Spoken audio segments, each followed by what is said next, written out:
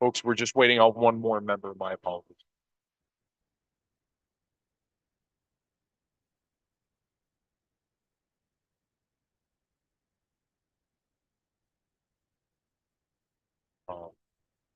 Aviva and Tom, just a heads up. They requested it. 20. Yeah.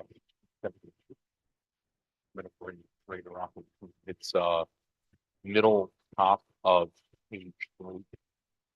Greater opportunities for Broome. I'm gonna bring you guys up first. I got the request, so we double checked it. We're just waiting on one more member and then we'll start. Thank you. And thank you, gentlemen, for your patience. I appreciate you.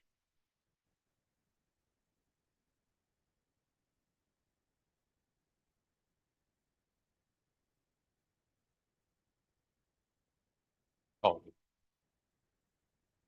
Once. Yeah.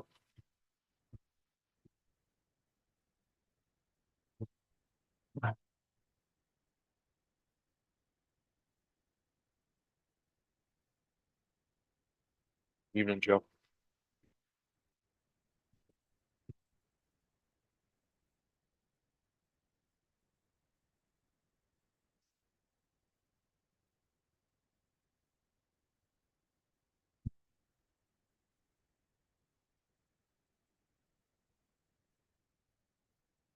John, we good?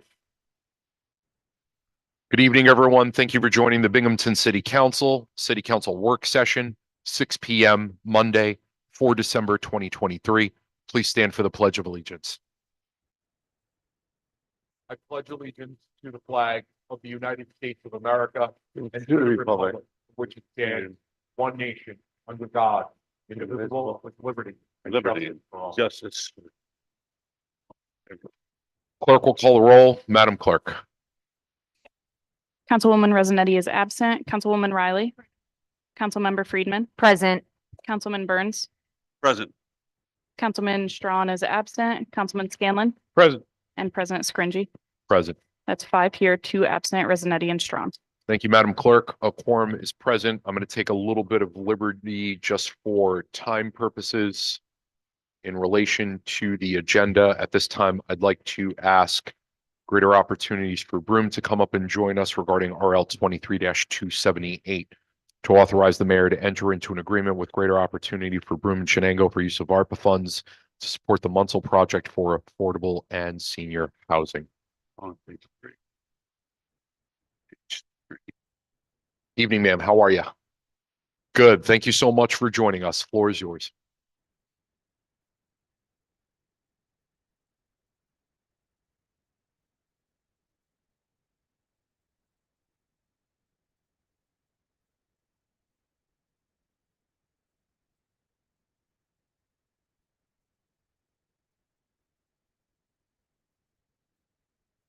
Ma'am, forgive me. I am so sorry. Not your fault. Is there a little green light there? It Yeah. is now. Thank you, ma'am. My apologies. Please continue. I am sorry about what that. Do you want me to start over? No, you're Okay. good, ma'am. Thank you so So- much. Thank you, Councilwoman Riley. I appreciate it. It'll be 12 units of affordable housing. 6 of the units will be dedicated to seniors age 62 plus. So there'll be 6 one-bedroom units and 6 two-bedroom units, with 6 of the units being ADA handicap accessible. Greater Opportunities has already secured $784,889,000 from the New York State Small Rental Development Initiative, and just needs the remainder in the ARPA funds to finish the project for a total cost of $3.284 million. Thank you very, very much. We also have planning board approval already. Excellent. Council discussion.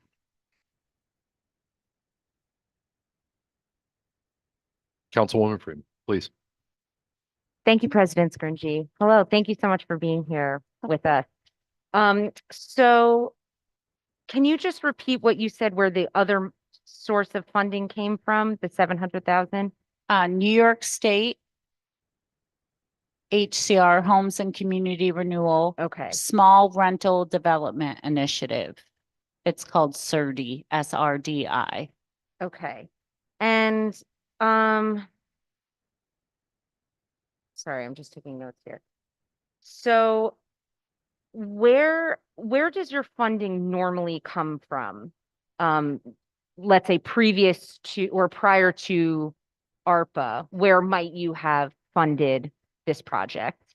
Well, we just completed a project on Mungill Street and that funding came from the Homeless Housing Assistance Program. And we've secured over $15 million from the Homeless Housing Assistance Program over the last 14 years to renovate, 6 buildings within the city of Binghamton. We just completed a 4-building project for 8.1 million using Homeless Housing Assistance Program funds.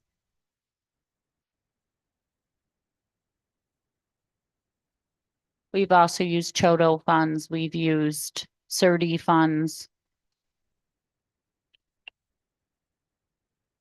Okay, thank you. You're welcome.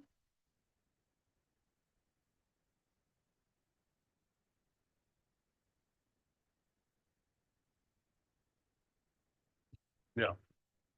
This is vacant land that we will be building on. It's brand new construction. Right. This is Brandon. Councilman Burns, please. Thank you. Thank you for coming down. I Absolutely. think what you folks do are fabulous, great work Thank through the you. years, et cetera. Just wondering, you've already gone through the whole planning. Well, I mean, we're funding most of the cost of it at 2.5 million. I'm just wondering how long ago was the money promised to you? This is the first time we're seeing it. I just wondering about that. We've been talking about this project for several months. Originally, we had looked at doing a project near our main office building at 5 West State Street. We had purchased 3 West State Street. But when the Small Rental Development Initiative money came out, we thought that the development at Munsell Street would be better. It was Yeah. already currently vacant properties. And since we already had a recent construction project there at 3949 Munsell, that this would build out that community, Yeah. and really kind of, refoster, getting things done. So we've been in talks with the mayor for, a while. We're always talking about building and Sure. development and things of that nature. Mhm. And then when this grant came around, that's when this discussion occurred. So we were just awarded this grant in November 21st, 2023. Okay, thank you. You're welcome. Thank you, Councilman. Councilwoman Rowell. Council President, hello, and thank you for coming tonight. How are Thank you? Good, how are you? Again, to echo the sentiments of my fellow colleagues around the table, we are extremely proud of what has happened, particularly in the naming of the 3949 property on behalf of Miss Majida, who was a hero to all of us. My concern, again, as was shared by Councilman Burns, is that ultimately, although there was some financing by the state, I think we see something, a loan for 700. It's a grant, $784,000. Yes. It says construction loan here on the paper, though. It's a loan, but it's 0%. It's a grant for us. It's 0%. We will have to keep the regulatory period for 15 years. Mhm. So it is a loan, but we don't have to pay anything back as long as we maintain the regulatory Obligations. period, and there's a 0 interest rate. Okay, okay. And based upon our calculations, that would, with this 3.4 million, and as people say, from the ground up, we're looking at over 270,000 per unit for each one if we divide the 12 by the 3.4 cost to build. Is that correct? That is correct. And that's based upon the current building. Well, you said you started this process and the grant application process about? Correct. The average of square foot is $236 per square foot. And that's just not the living units. It's also the parking areas. It's the laundry room. It's the construction of the basements to house, you know, all the equipment, things of that nature, the heating, the utilities. Got it. And it may include underground plumbing, all of the things that Correct. are when you Since build there's upon nothing there, we have to Exactly. build from the ground So up. it's a little more expensive, particularly since this may begin during the winter season and the like. Correct. Okay. So that's what I really wanted to clarify, just so again, our audience understands why the cost per unit is high, but it does not estimate the other areas that are non-livable units, but are usable units and required to obtain occupancy. Correct. And we have regulations we have to follow per city code about how many parking spaces we can have. Excuse me, the dumpster, you know, all of these extra things, the landscaping that are required by the city that are all part of that estimate and the Okay. total cost. Well, thank you for that. I just want to also share that we were offered the opportunity to tour the facility. And we heard from the residents that are in 3949 that they love it. People that have lived there appreciate it too. So I definitely, one of the things I consistently say is that we need to fund initiatives to increase housing. But when my constituents come back at a 270,000 and we're only getting 12 units and it's 12 units times 270,000, they want to know the total cost and understand. And I think you've explained that. So thank you. Absolutely. Thank you, Councilwoman. Councilwoman Freeman. Thank you, President Scringy. I had another question. So has the design process begun with this project? Correct. I have pictures of the maps and the layout if you'd like to see them for each. They're not the breakdown of the units. I should have brought those. I apologize for not bringing them. This is the for 2931 and the other one's 3234. Okay, that would be great.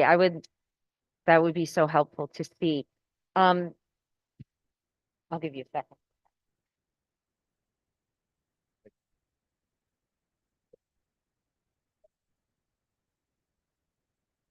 Oh, God. Madam Clerk, can we just get one of these into the packet for the public record, please?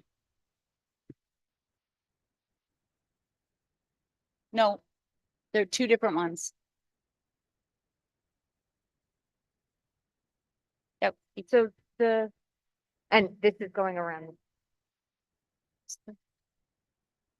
So they're two different properties because they're Okay. across the street from each other essentially.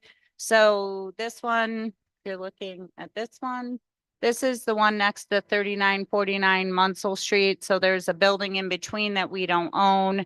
Then if you look at the bottom, this is the parking area on 2628 Lyons. So we will connect that from 3949 Munsell Street to make the parking lot for the new building at 2931. So we're using the lot at 33 that we already own as the parking area.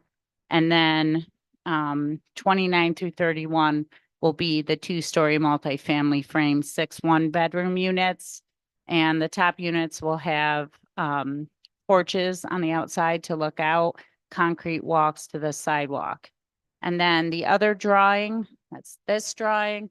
This is 3234 Munsell, and this will be 6 two-bedroom units with the bottom units all being ADA accessible in both buildings.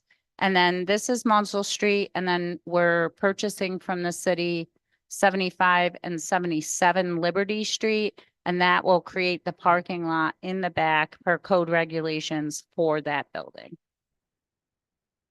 Okay, this is very helpful. Thank you for this. I'm definitely a visual person, so Yeah, absolutely. I appreciate this. Looks much better on paper. Yes.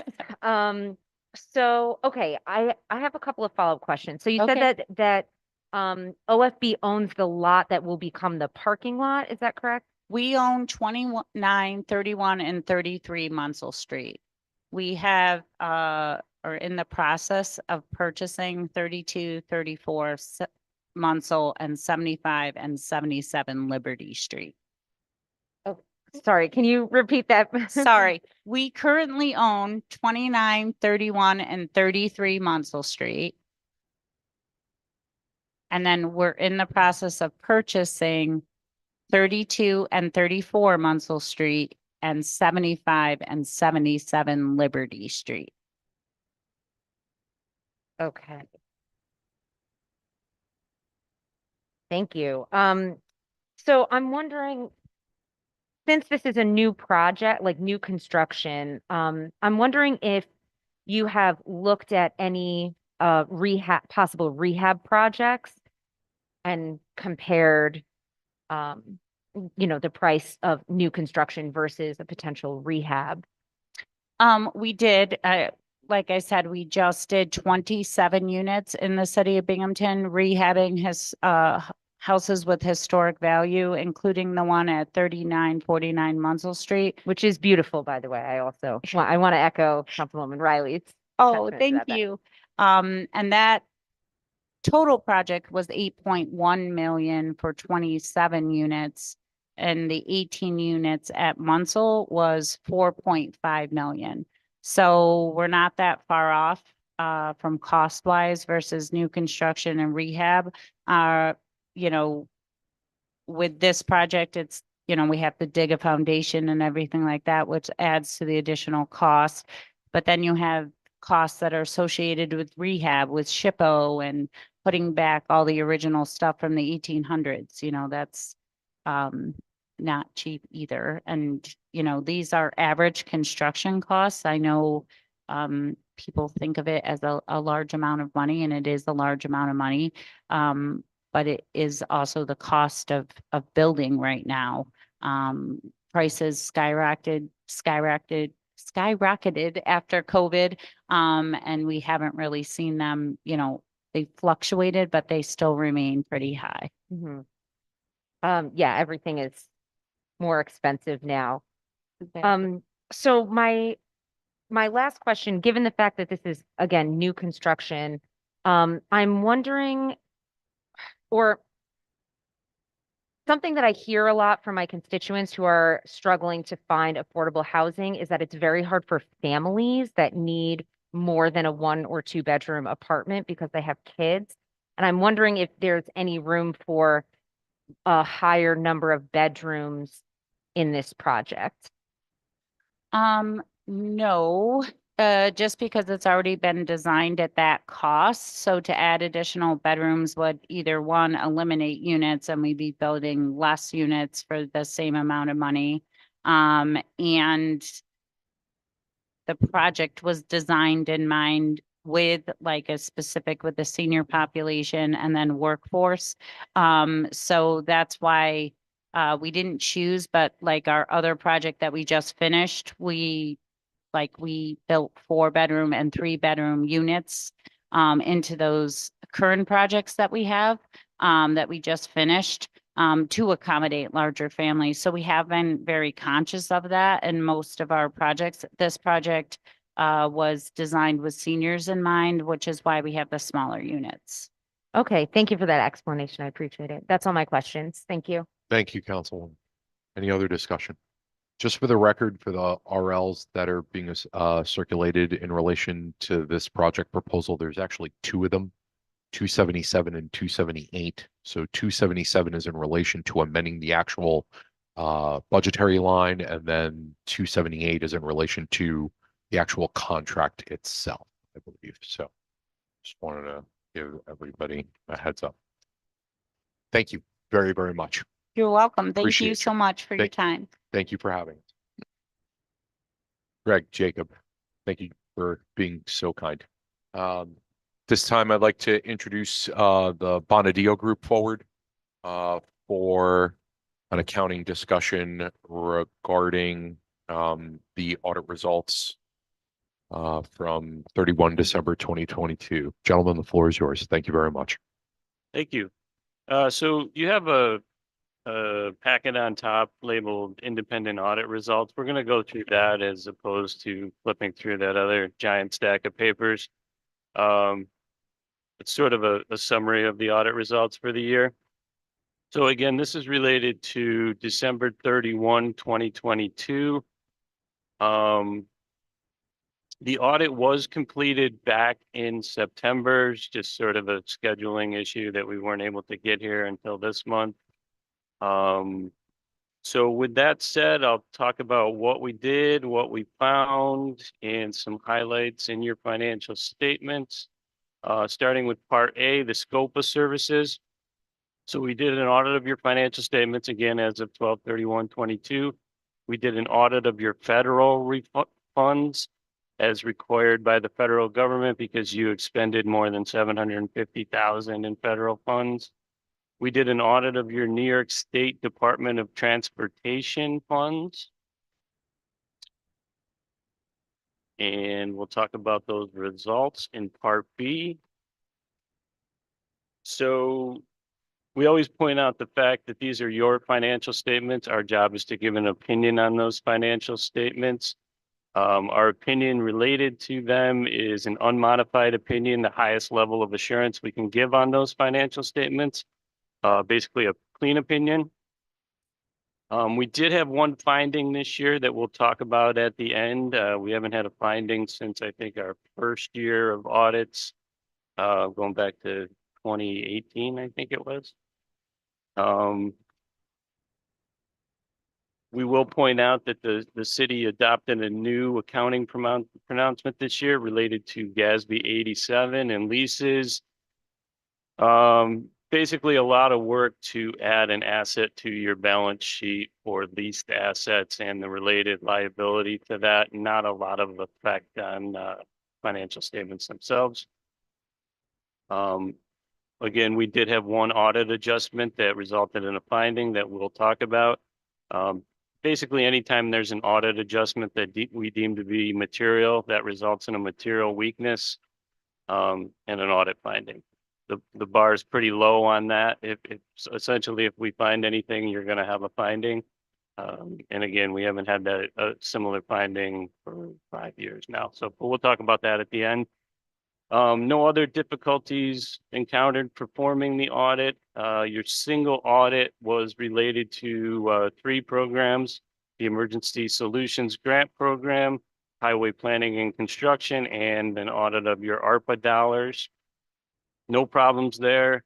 Unmodified opinion and no findings relative to internal control over compliance. So really good news there. Of course, all of your funding agencies will look to make sure that you don't have findings related to those federal awards.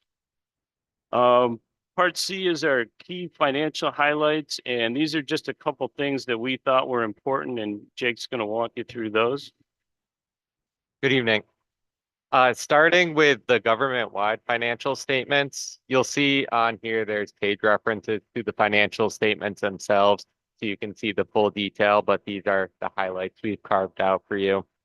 The government-wide statements, these show all of the city's assets and liabilities, including those long-term, and it shows all the revenues and expenses regardless of timing of cash inflows, outflows. So this is a full accrual statement that matches what you would traditionally see at a private company. The city showed total net position of about $208 million at 12/31/22. In governmental activities, it was about 203 million, and business type activities was the remaining 4.5 million. Your business type activities really comprise the activities of the Urban Renewal Agency, the Local Development Corp, and the Water Street Development Corporation. Unrestricted net position of governmental activities, which is your total net position less that related to your capital assets and the restricted amounts. It was a net deficit of about $41 million at the end of 2022.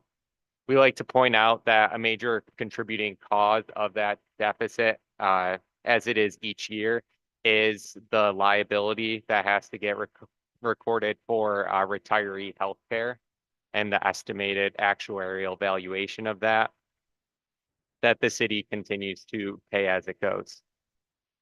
Other long-term assets and liabilities that don't show up in your fund statements are capital assets, which were 327 million, and the equity interest in the joint sewer, which was 148 million. Long-term liabilities related to those assets for general obligation debt, including the EFC borrowings, were $180 million at the end of 22, and about $11 million of that was due and payable in the next fiscal year in 23. Moving to the fund financial statements, the fund financial statements use a current financial resources focus. So this is more what you're traditionally focused on from a budgeting perspective.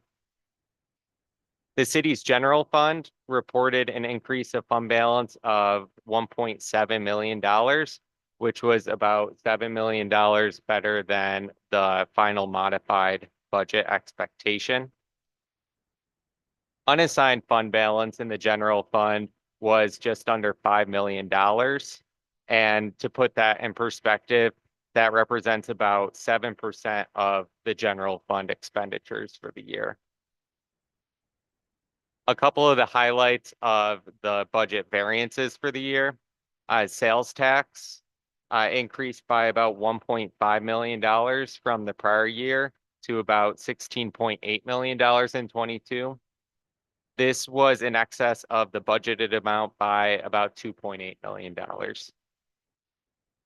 On the expenditure side, the general fund had a $5 million positive variance, meaning spending was under budget. The primary aspect of that was the employee benefit expenditures for $2 million under final budget. Lastly, to just point out, in the funds, you will also see the projects fund has a large deficit in fund balance of about $24 million. But we like to point out that that is simply due to the bond anticipation notes in the fund that were about $31 million at the end of the year. So that deficit will get cleared when that financing rolls into long-term financing.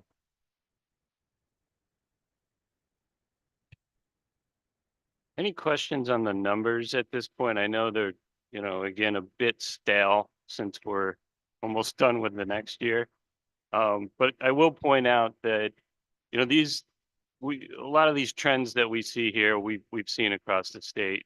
We've seen positive variances to budget, a lot of it related to employee benefits. Of course, we're all thinking that those employee benefits levels will get back to pre-COVID. They just haven't yet. So that's kind of the reason why that we see that sort of across all the cities and counties that we audit. I just ask a quick question? Sure. So the capital fund project, that deficit of 23.8, right? Am I understanding correctly? That's just the difference. I'm going to say it the accounting way first. Is that just the difference of notes payable just has not caught up? I'm sorry, notes received has not caught up to notes payable yet, right? So once that line comes in, that will cover that deficit. So it's a deficit on paper, but it's not an actual deficit. It's just the illustration of the anticipation of the note. Right. I mean, that's sort of the difference between, again, what Jake was referring to, the modified accrual basis versus accrual basis. When you convert those to bonds, Right. you will recognize revenue in that fund, Right. which will wipe out that deficit. Right. So a more plainer language, it's not an actual deficit. It's just waiting on the anticipation of the bond note being paid. That will then cover that number up plus approximately about 7.2 mil, somewhere around there.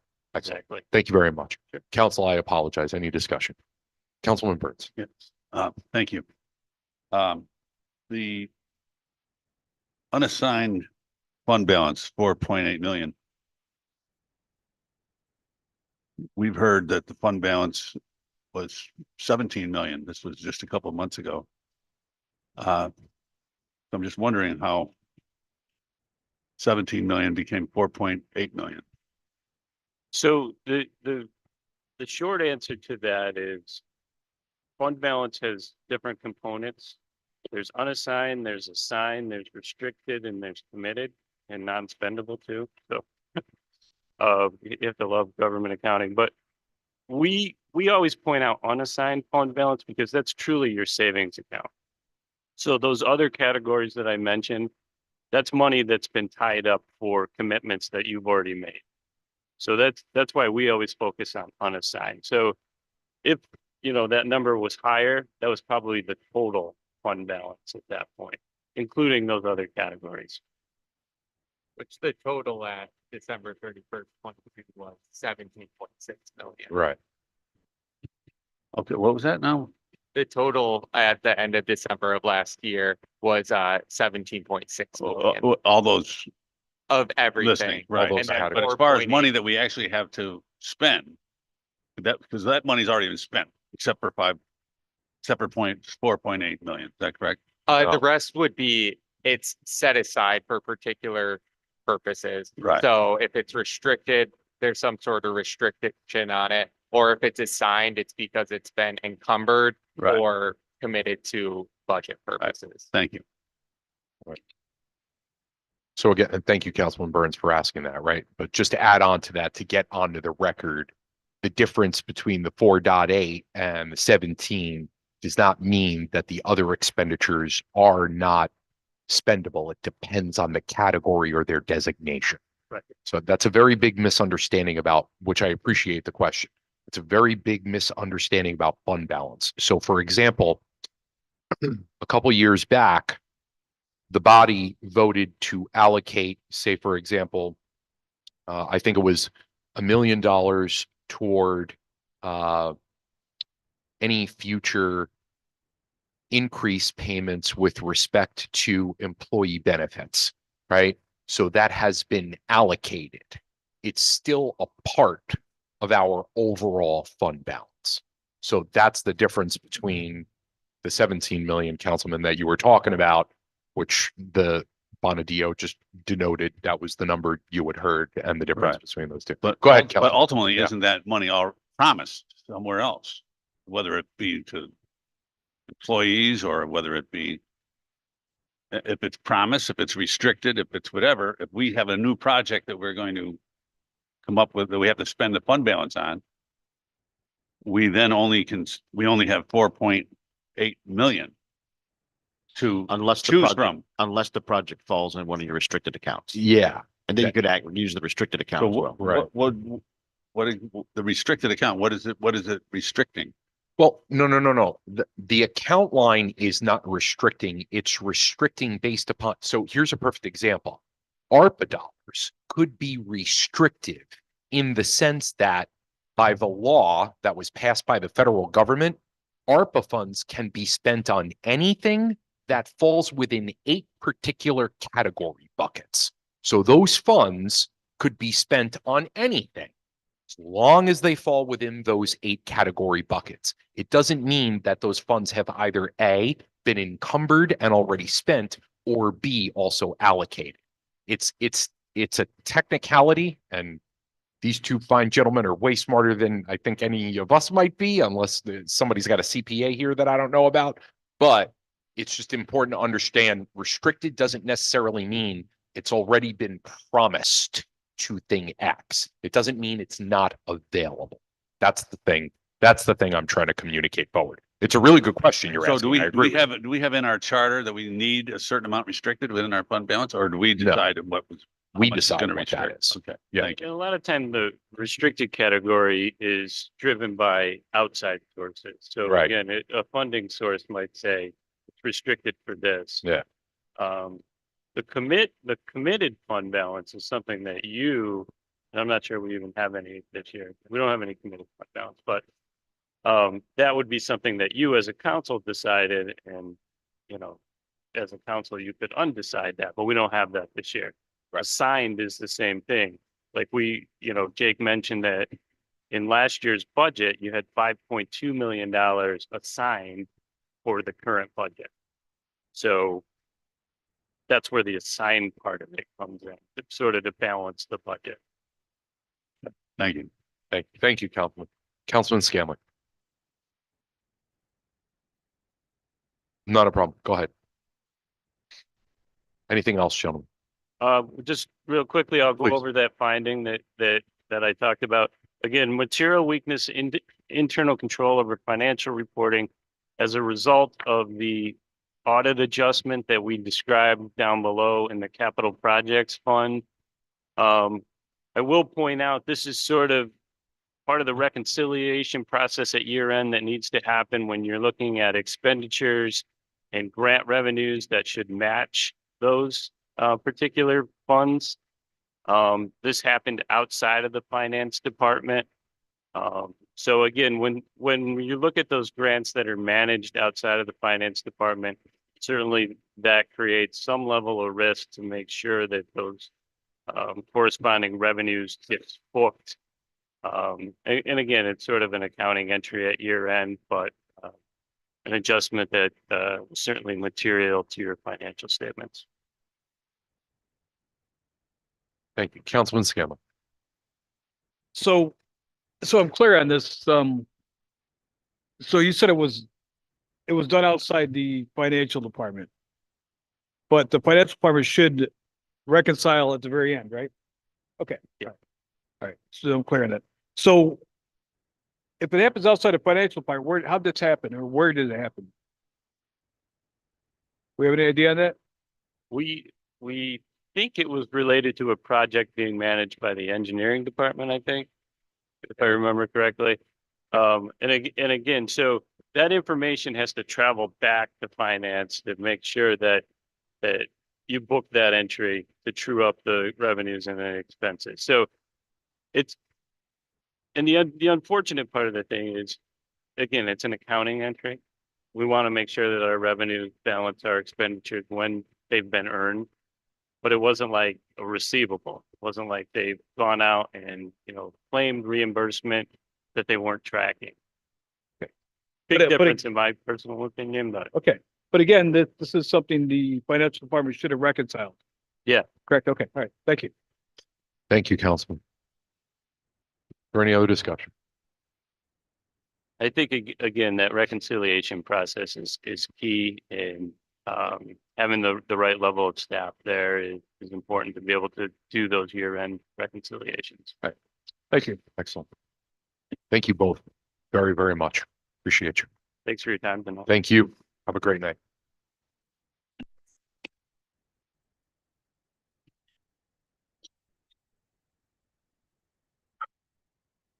Point, I'd like to ask Chief Sikorsky to please join us regarding 23-248 and 262.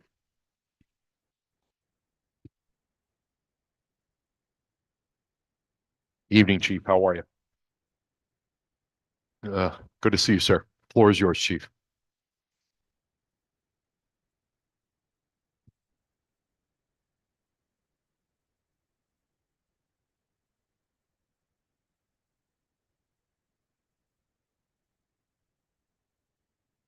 Thank you, Chief.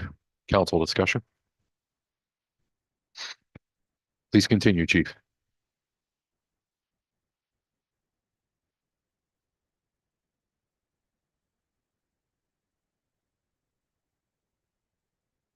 Oh, it is now. Thought it was. Thank you. The second one is the burn justice grant. We have several burn grants. This one is for overtime for uniformed police officers to work in the parks, which we've got the last several years. Thank you, Chief. Council discussion. Councilwoman McCready. Thank you, President Scrungy. Hi, Chief. How are you? Good, how are you? Good, thanks. So it says that the start date is October 1st, 2022, and the end date is September 30th, 2026. Does that mean we're contracting or it's yearly? Like, what is that 4-year? You have like right now, we might be spending 22 money. It's federal money. And if we don't use it, it carries over. So now what that means is we have till 2026 to spend that money. I see. And in your prediction, how quickly do you think we will use this money? I have no idea. You know, it just depends if people, you know, if the officers want to work it, you know, it's overtime, it can't be forced. So, you know, it just depends on who wants to work and, you know, the weather, you know, we don't do it in the pouring rain, nobody's in the parks, you know, things like that. And you said we have been receiving this grant yearly, is that right? Not yearly, well, pretty much, like every year, for several years, we've had this same Parks grant, it goes back years. And, you know, you have to reapply, and as I said, we're probably expending funds for 21 or 22 right now, because that had the same thing, like 5 years to spend it. But even though you have a balance from the previous grant, they renew it. Okay, so there's a chance that we would spend this funding before 2026 and then reapply That's correct. potentially. That's correct. Okay. Okay, great. Thank you. Thank you, Councilwoman. Any other discussion? Councilman Burns. Thank you. I have a question off the subject. I'm just wondering how we're doing on recruiting with all the empty spaces that we have. Well, we had 71 people pass the exam, 71? 71. Wow. That's How many show up? There's a catch with civil service, not a catch. The old list is only good, it has to be a year. That year is not until December 13th. There's a Civil Service Commission meeting on the 14th. You know, we're expediting this to certify the new list, and we can start the process of hiring off the list, the test we just had. You know, we'll see. I know another department had 70, 80 people, 20 didn't show up, 20 failed the agility, so there was 40 right there. So we'll see how it shakes out. You know, I'm optimistic. We were actually, in the old days, it was 300-400 pass, but 71 comparatively wasn't a bad thing.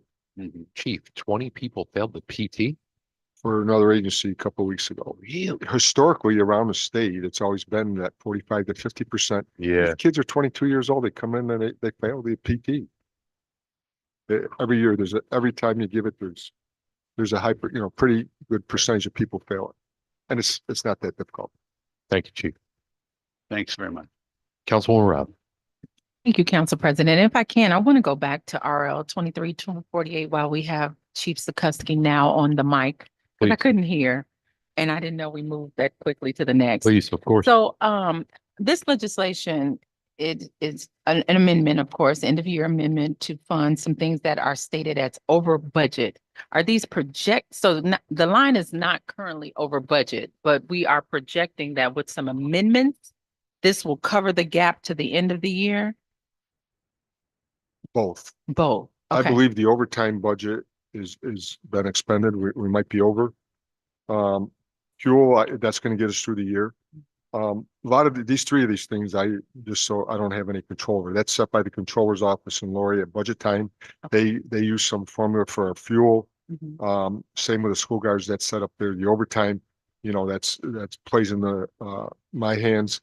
But with down 29 police officers, I know there's like 170, 180,000 was used so far this year for manpower shortage.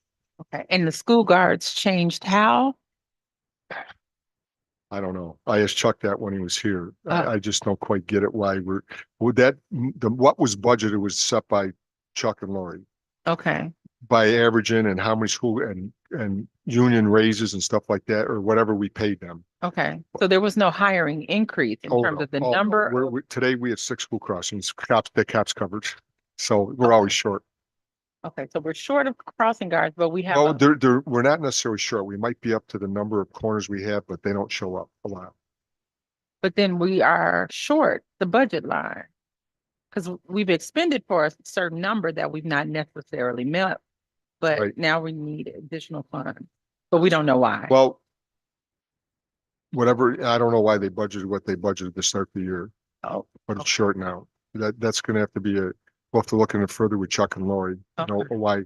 why there's 20,000 more needed there. okay. And we always talk about fuel and the overtime with the police budget every year. So I know that's something the next council will continue to look at since we've already kind of approved the 2024, but Actually, this is the first time my overtime's ever went over budget that I can recall. really? That's correct. I believe so. Where we've not transferred? I funds? don't believe so, not for overtime. Okay, I don't believe so.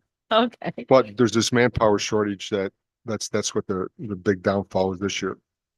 And just for clarification, what is personal services?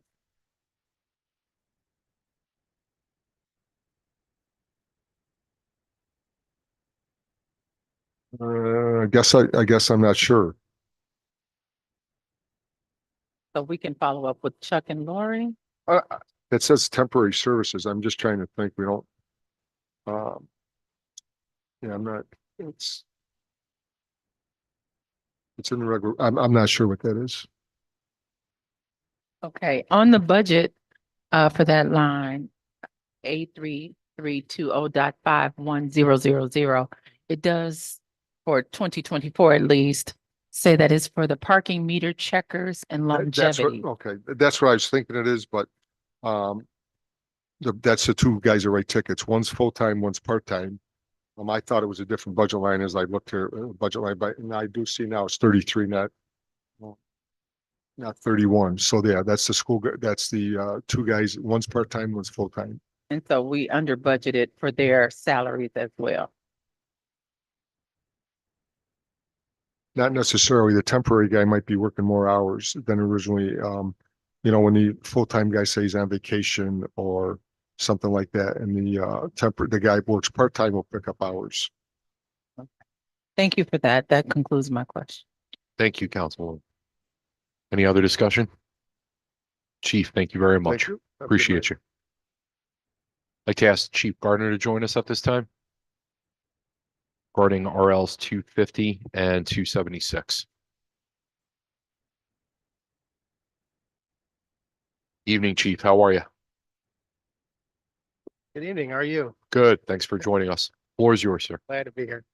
Let's see, this first, this RL 250, and basically we're just it's kind of like a year-end cleanup in the budget where there's been some deficits. So we ran low on funds for fuel, professional services, overtime, and general operating supplies.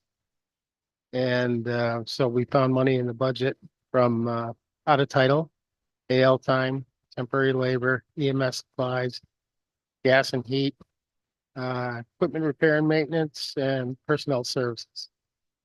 So we're just moving a little money where it's needed within the budget. Thank you, Chief. Council discussion.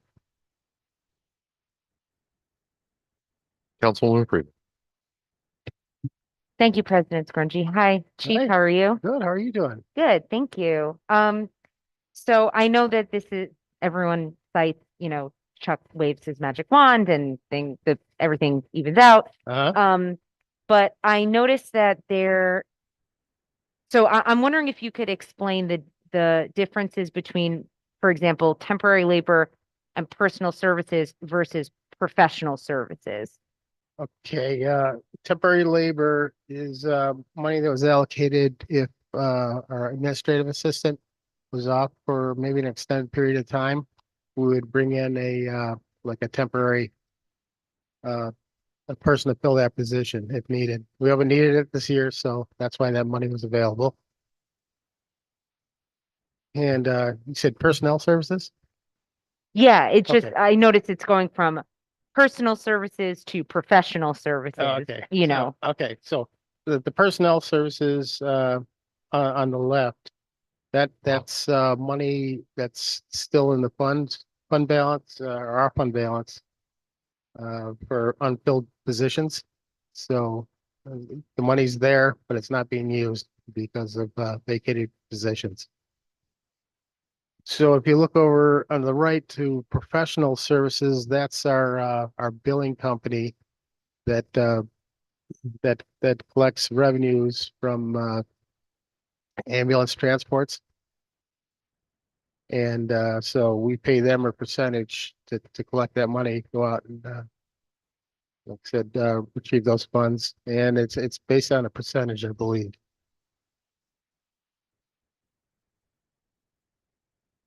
Okay.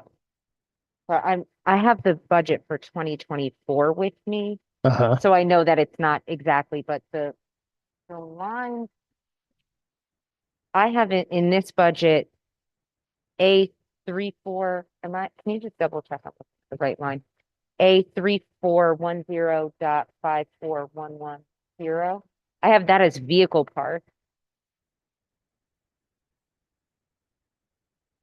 And again, I'm looking at the 2024, not the 2023, but I think that's right, the budget line should be the same. 54110, you said?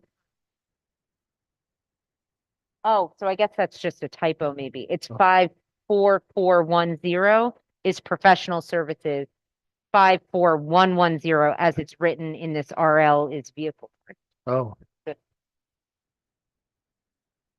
Okay, but that makes more sense.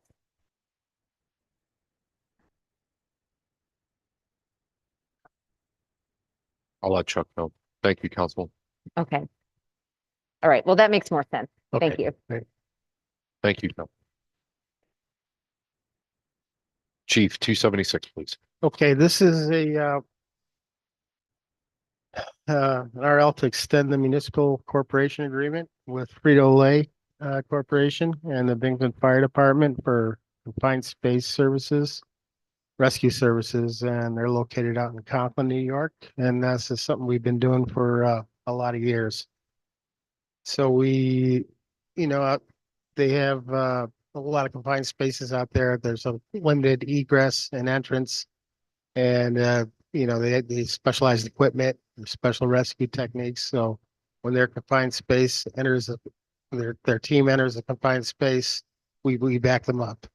And By- Chief, by this law. is requested to be expedited, correct? Yes, please, if you could. Is this because of a contractual deadline? Yeah, Or yeah, okay. Yeah.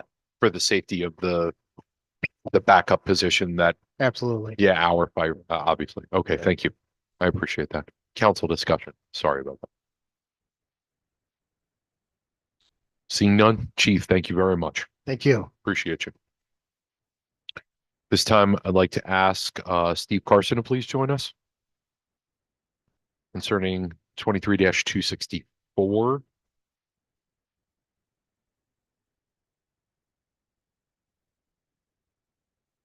Evening, sir. How are you?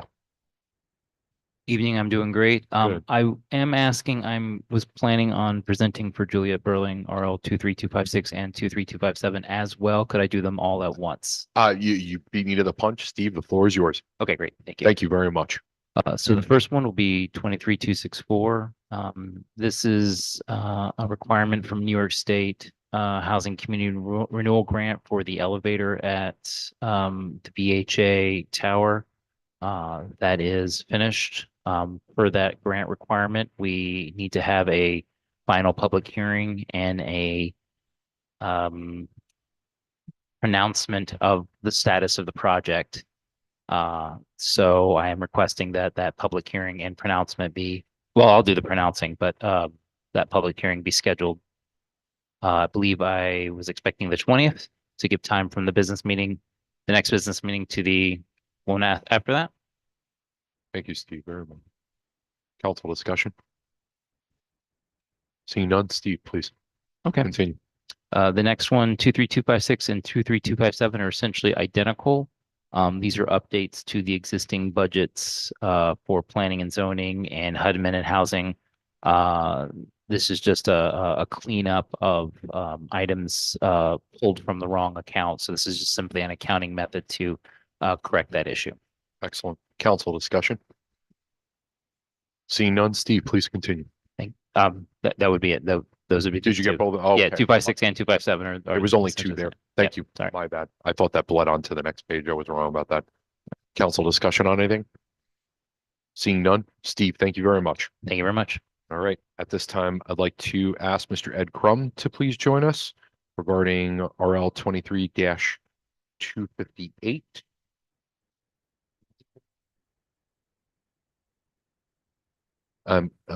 Please be advised there's a double-sided paged attachment that the clerk's office was kind enough to print out and provide everyone. So again, this is regarding 23-258. Ed, how are you? Good. Good to see you, sir. Thank you for the opportunity to discuss. Thank you for being with us. The floor is We're yours. asking for this to be expedited because it's a budget transfer to pay contractual CPI increase. We have a look back increase in the collective bargaining agreement. Because when we negotiated the 21 to 25 agreement, in order to kind of be able to address what's been a quite steep ride, this is cumulative inflation since November 2020. Flip it around for the audience so they can see it as well. But you know, it's leveled off a little bit, but it's been quite a ride. The other thing that I want to mention about this mechanism that's in the supplemental handout, as far as how the computation is made, is that we're using what's called smoothing, an economic term. That's the bolder green line. I can email these to you also if you'd like. And that's a 3-year average, trailing average, which has a little more regular appearance than the lighter purple line, which is the 1-year CPI that's been going down lately. But cumulatively, it's still an increase from where it was in November 2020.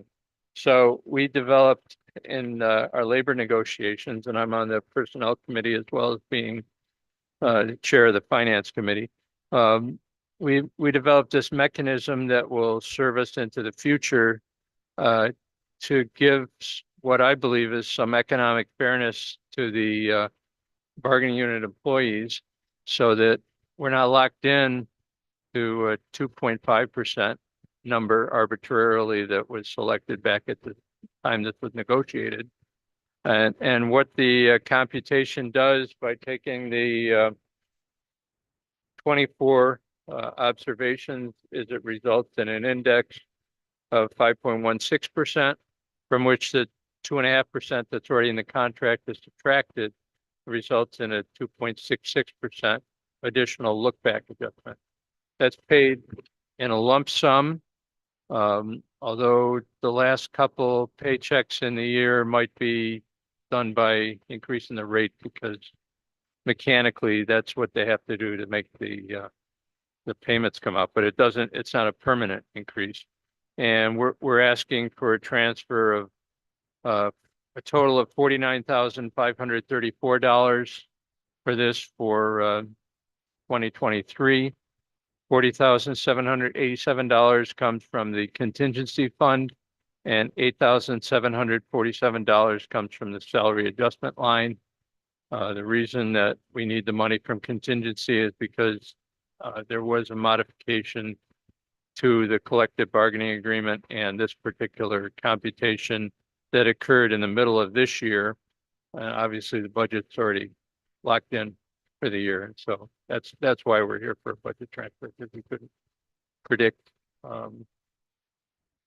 that particular change. Again, we're asking this to be expedited so that the accounting and the processing can take place in time to get it into the compensation for 2023 and the W-2s, et cetera. Thank you, Ed, very Thank much. Council discussion. Councilwoman Rob.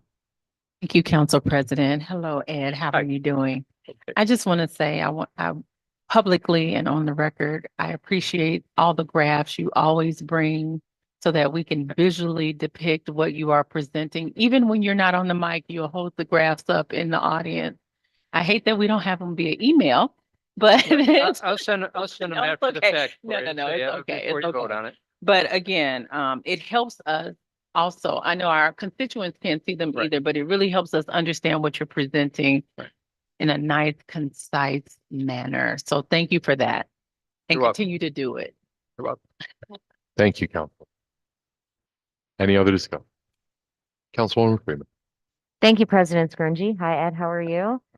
I also love the graphs. Like I said before, I'm a visual person, so it is quite helpful. And I'm wondering if this CPI increase was factored into the budget for next year, or will next year's council also expect to receive some kind of budget transfer at the end of the year like this? There is also, it's got two parts to it. If you look at the actual contractual language that's in the box on the first page of the supplemental handout. Oh. And so what we're doing is to look back here, there will be a 2.66% increment at the start of 2024, which the board will approve in its meeting next week and send to the council right at the start of the year in 2024, which will actually modify rates in the budget, whereas this is a lump sum 2.66% on the compensation that qualifies. The shift differential doesn't qualify for just the hourly rate. Certain other items of compensation that are based on the hourly rate. Okay, great. And then- Thank you. And Oh, then a year go ahead. from now, that whatever the look back is at that point will be presented. Okay. Where does it, sorry, I'm just seeing this for the first time, obviously. Where's the 2.66? That's an example or that's what it's actually going to be? That's what the actual number is. If you look at the 'Cause it says 24 different. data points on the second page, you'll see at the bottom 5.16%. You subtract the 2.5% that's already in the contract from that, and it comes out to 2.66%. Okay, that makes sense. Thank you. Thank you, Counselor. Any other discussion? Ed, thank you very much. You're welcome. In closing, I'd just like Appreciate to express my appreciation and extend my thanks to each of you for your service as city council members, including your service to your constituents and most especially for your service and support of the vital environmental protection mission of the Binghamton Johnson City Joint Sewage Treatment Facility. Additionally, I'd like to thank the city clerk and deputy clerk for their service and support. Best wishes to you all. Thank you, sir. This time I'd like to ask DPW Commissioner, Josh Paludi to please join us. This will be concerning RL 23-253. Josh, how are you? I'm good. How are you? It's great to see you, sir. Floor is yours.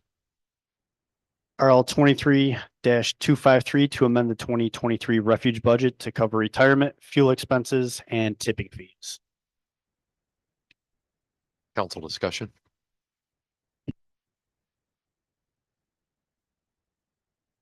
Josh, I know some people are still looking, so I just want to huge thank you, big kudos to you and your department at Downtown Cleanup after SantaCon last night. Well done. Very well It done. was very today. challenging and my team really stepped up. They really did. I have to say thank you to the DPW team that really stepped Yeah. up. Deputy Commissioner Fran also helped out quite a bit in that. That's huge. So I just wanted to give them, you and all the staff and city employees, very well done. Thank you for all your hard work. Anytime. Council, any other discussion on the RL? Councilwoman Freeman. Thank you, President Scringy. Hello, Josh. How are Hello. you? I'm good.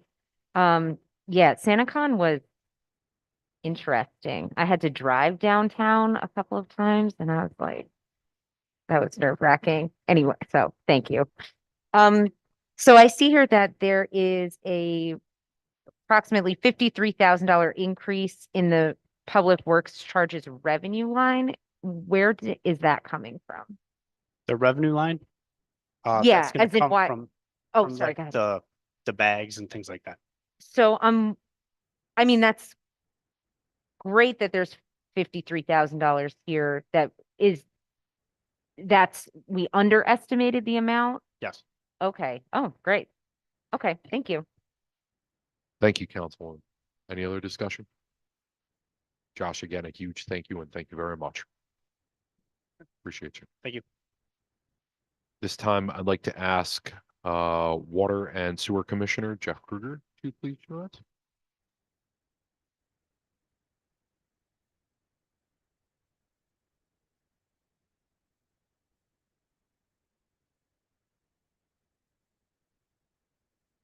Councilwoman Riley? Did you have a question? Do have a question though. Go ahead, Councilwoman. Because if we generated revenue, Mhm. it should have been in a line. It's not just magically appearing and added to a revenue line. Are you talking about Yes, he Or the said one right that as just- he was, oh. right, as he was leaving, I was like, oh, he's leaving. my apologies? So help me, why? Jeff, my apologies. Yeah, Could you give us sorry. Sorry, 60 Jeff. seconds? Sorry about I know that. you can stay there. Don't move. Yeah, no, But no, no. he's Stay, stay, gone. stay. Right. So I'll email him, but if we can walk through this just for consistency, usually when there's a revenue, if we've generated, oh, that's not him. If we've generated revenue, it goes into a line, correct? And then we transfer it. This is page 17. Give me 1 sec. Okay, go ahead, Councilwoman. I'm sorry. Go ahead. Okay, so again, correct me if I'm wrong, we should have initially seen the revenue that was generated come from a line and then be transferred into a line if it was truly based upon sales. And we do have a line for trash bag sales. I'm just not clear on how we've outlined the increases and decreases in the revenue and fund balance amendments.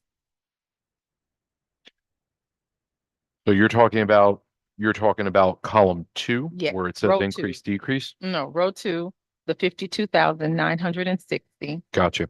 We see an increase in revenue Right. where, and Council Member Freeman was, where did this come from? And the answer was, we generated revenue in garbage bags.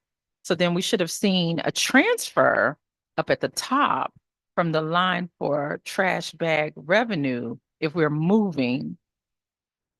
Or it's something, this doesn't make sense to me at the bottom. I'll take a stab at it. I'm not an accountant in any means, but I think what there is, the line is already established. We've over and done it. We've exceeded what we budgeted for during the year. So they're just simply increasing that line. to Of just reflect what was actually increasing received. it, just in terms of numerical income. So we I don't think can it's see- miracle income. I think it's just like, just so we can see the total increase in it. that's just a guess. I'm sorry.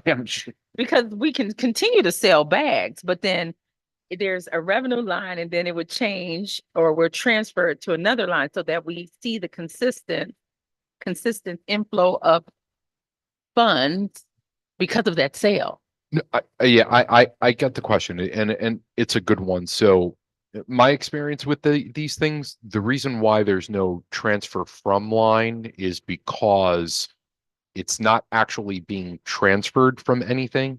So the reason why is because these revenue lines, when we pass the budget, they are estimated based upon a certain usury. Projection, right? Right, Okay. increase or decrease based upon the preceding year. So considering that it's not coming from anywhere, when I see things like this, my understanding is that the respective increase or decrease is to match What's what- in the line now? right, what was, so that's the reason why it's not actually coming from anywhere, it's just matching up. Improve, it's clarifying what's actually on Correct, record. yes, But that's then we should see this more consistently because I know we did not sell $52,000 worth of garbage bags from one month to the next. So there should be a consistent process to update the expense. Does that make sense? Because this is my first time. Say it again. Yeah, so there's a couple of things there, right? So the 52,960 wouldn't be how much we sold in bags. Well, that was the response. Well, no, so it's the difference between what was projected to sell in bags versus the actual. So considering that it's an increase, an encumberment up until this point would mean that the encumberment or the projection was short Absolutely. 52,960. So then when we've exceeded our projection, Right. we should see this amendment every time we've exceeded the projection. Well, an increase wouldn't be an exceeding the Well- projection. The projection was conservative. Okay, but anytime there was a difference, we don't notice the difference. I mean, once it happens, Right. we should see the legislation or a similar budget. No, we do it. How frequently is Yeah. this done? I understand the point that you're making. So there's kind of a lag in with these things. So take even, for example, December 2023. Okay. We, So we this- won't have a this is the full end of- acknowledgement until We're doing after. end of the year. Let's align some lines. and Right. Then we're going to subsequently see, let's move this money to something else next week, in 2 weeks, possibly. I'm just speaking hypothetically, but it's the end of the year budget clearing up. Yeah, thank you. you could put it under that Thank you, category, you. which is Okay, normal. that's We see that all the time, That's but fine. no, I get where you're coming from. I appreciate that. Thank Okay. you, Councilwoman. Thank you. I appreciate it. Jeff, evening, sir. How are you? Thank you for your patience. No, thank you for the question. Good evening, everyone. Jeff, the floor is yours. To coin our new phrase, this is the end of the year clearance sale. Yeah, and this is cleanup of some lines at the end of the year. Like you said, you've seen this, it's nothing new. The money is coming out of a few different lines. G 8130 and G 9730 are Mr. Shager's domain. The other FX 8330 and FX 8310 are both out of filtration budgets. So I'm assuming there's a surplus there that they were able to transfer over to the other side to balance those books. We have an overrun in postage, overtime in the sewer department, and electricity in the sewer department. So we're bolstering those budget lines. And yeah, that's where we're at.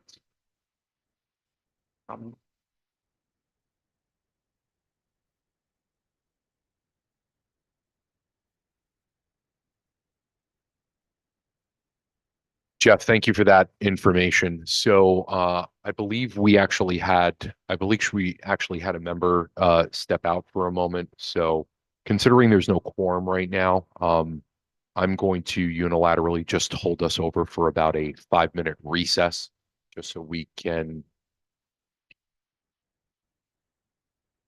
Never mind, Jeff, please continue.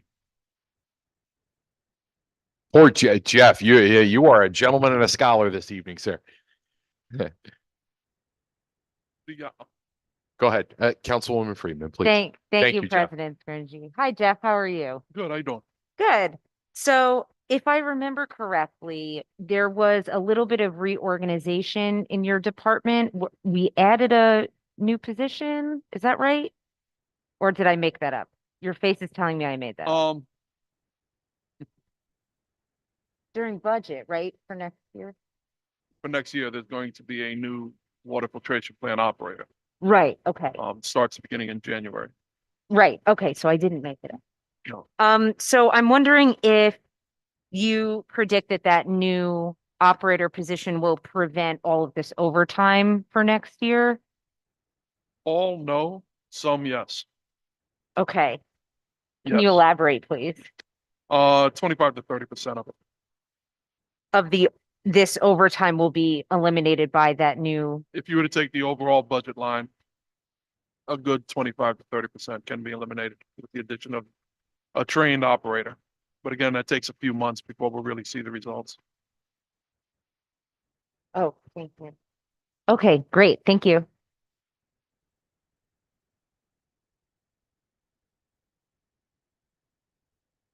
Thank you, Councilwoman. Any other questions?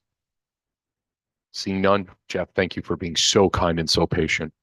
Absolutely. And Thank you all. as well, on behalf of the body, please give a heartfelt thanks to all of the members of your staff, especially with the colder weather coming up. They do a lot of work, so please thank them on our behalf. Absolutely. Thank you. I'll pass that. You as well. I appreciate you. Take care. Thank you very much. This time, I'd like to ask DPW of Parks, Pat McGinnis, to please join us.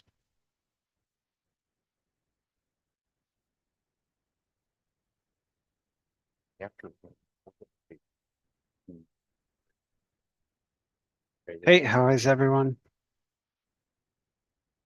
Pat, how are you? Good, good. How about you Thank you guys? so much for joining us. This is concerning 252 and 265. Pat, the floor is yours.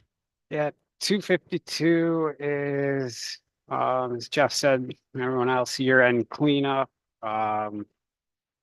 to make sure we have enough money in the payroll for the extra week of payroll accrual this year. So that was just kind of standard, coming out of our part-time seasonal line into the full-time, for the end of the year. The second one, 23,265 is same thing, cleaning up, golf course stuff at the end of the year. So just balancing out some of those operation lines. We're not over budget there, but just guesstimating on, as we wrap the year up where we're gonna be. Just playing it safe. Thank you, Pat. Council discussion? Seeing none. Pat, 265, please. Oh, my apologies, Pat. I'm so sorry. Councilwoman Freeman, the floor is yours. Thank you, President Scringy. Hi, Pat. How are you? Good, how about you?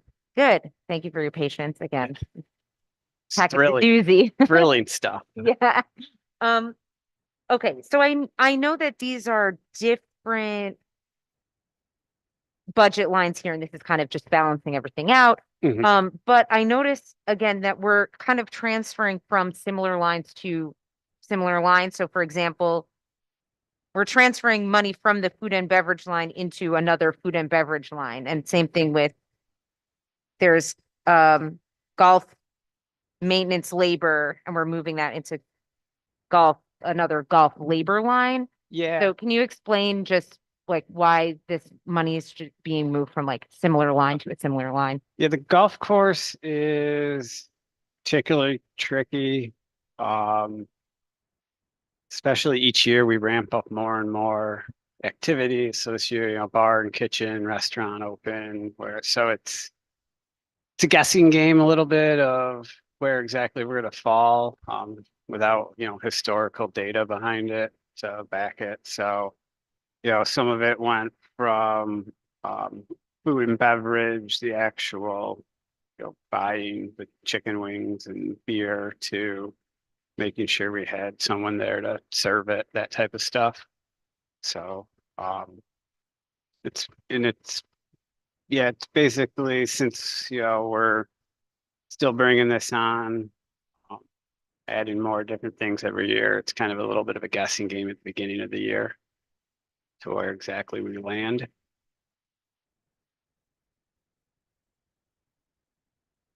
Okay, thank you. Yeah. Thank you, Councilwoman. Any other discussion? Pat, 265, please. I actually hit them both. Both. Yes, my apologies. I got ahead of myself. Sorry. All right, is there any other discussion? Pat, thank you very much. Yeah, no problem. Appreciate it. If I am not back before the end of the year, just want to say thank you to everyone for the last 4 and 8 years and all the support you've given the Parks Department. We appreciate it. Appreciate you and all your staff. Thank you so much, Pat. Council, at this time, the chair will entertain a motion to adjourn the meeting for 5 minutes just to get up, stretch our legs, and move around. I make a motion that we take a 5-minute adjournment. Motion by Councilwoman Friedman, seconded by Councilman Burns. All those in favor signify by saying aye. Aye. All those opposed, nay. We are adjourned on the record for 5 minutes.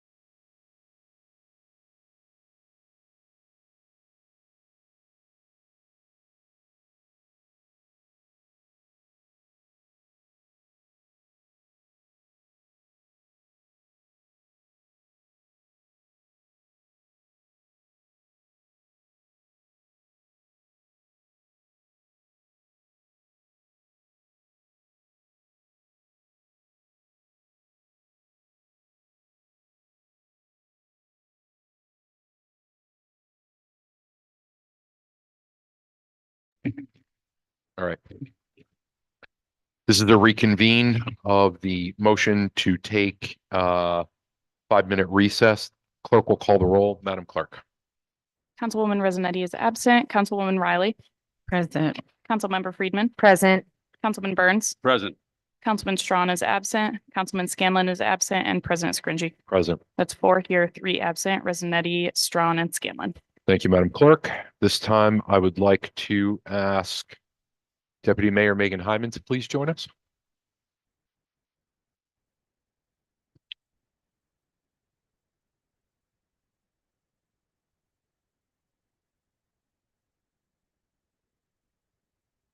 Evening, Deputy. How are you? I'm doing well. How are you? Good. Thank you for joining us. Thank you. Megan, are you okay for personnel? Yes. We have So 249 and 2, is that okay? yes, I'm going to try Awesome. my best. I appreciate you. Floor is yours. Thank you. So RL 23-249, this is to amend the 2023 personnel budget for increased line item expenses. You'll see in the attached budget supplemental sheet that it's $950 for overtime and personnel services. Council discussion. 249. It's where the presenter says, yeah, This is Kent's. He was out sick today. yeah. Sorry, when I said personnel, that was what I meant. Any discussion? Okay, Megan, please continue. Okay, RL 23-263, this is also the personnel department. This is to extend the responsibility adjustment that council approved earlier in the fall for the 2 DPW employees who have taken on added responsibility following the departure of the DPW commissioner. This extends those responsibility adjustments to the end of the year. Thank you, Megan. But Councilwoman Friedman. Thank you, President Scringy. Hello, Deputy Mayor. Hi, Hyman. How are you? Councilmember. Good, how are you? Good. So you said that these are the adjustments for the rest of the year. And forgive me for not knowing this, but the last time, because we previously approved legislation for this responsibility adjustment, correct? Yes. And when was that through? I believe it went right around through to Thanksgiving time. Okay. And for next year, this is already accounted for in the budget, right? So this extended responsibility adjustment gets us through the end of the year. I think there's still a question mark in that department in terms of whether these sort of new responsibilities will continue or how that will shake out. Okay, thank you. You're welcome. Thank you, Councilwoman. Any other discussion? Seeing none, let's move forward with 23-261, Megan, please. Thank you. Okay, thank you. So this is to extend the agreement between the city and the school district for school resource officers at Binghamton High School and the 2 middle schools. This is a 1-year extension of the existing agreement, which City Council last approved in 2022. The only changes to the contracts are updating the dates to reflect that extension and then updating the salaries to accurately reflect the pay rate for 23 and 24. Thank you. Discussion? Councilwoman Friedman. Thank you, President Scringy. So in the past, I thought that we were approving each year-long contract. Is that right? Or were we normally doing extensions? It's come to council the same way this time as it has in the past. Yeah, So I call it an extension because the contract itself is the same. We're just updating the date to reflect to be this school year.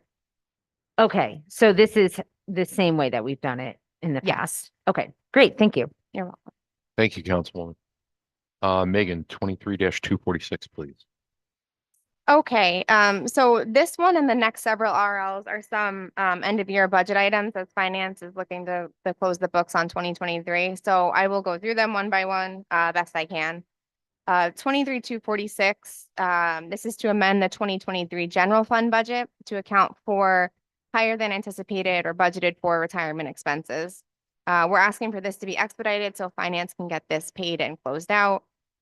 Essentially what this is the city receives an estimate of our retirement expenses each year from the state retirement system. And that finance then adjusts during the budgeting process based on factors like vacancies and staffing. So you'll see in the attached budget sheet that the estimate for 2023 was short this year, and this budget transfer is to cover that shortfall. Thank you, Megan. Discussion? Megan, please continue.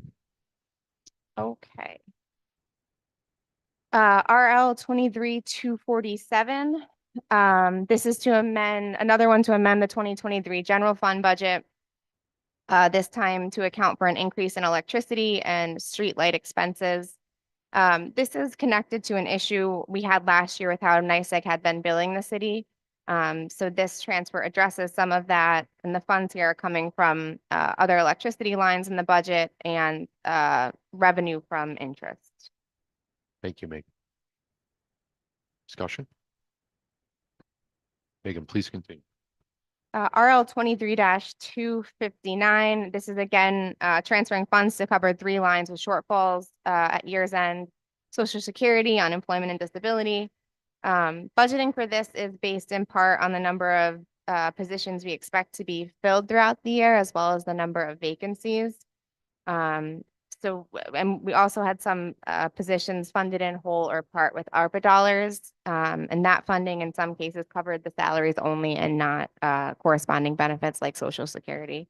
So this RL transfers funds from personal services lines to cover those end of year budget shortfalls. Thank you, Megan. Discussion? Megan, please continue. RL 23-260. This is, we're moving on to the ramp fund here. This is to amend the 2023 ramp fund for over budget items at the end of the year. You can see in the attachment, it's a transfer of $17,000 within that fund. Thank you, Megan. Discussion? Please continue, Megan. Okay, RL 23-268. Moving on to now to the capital fund. So these next two RLs, 268 and 272, are both to close out accounts that are no longer active or projects that are complete. So this is cleaning up the city's accounting on completed projects. Thank you, Megan. Councilwoman Freeman. Thank you, President Scaringi. For this RL, I guess I'm a little confused because I feel like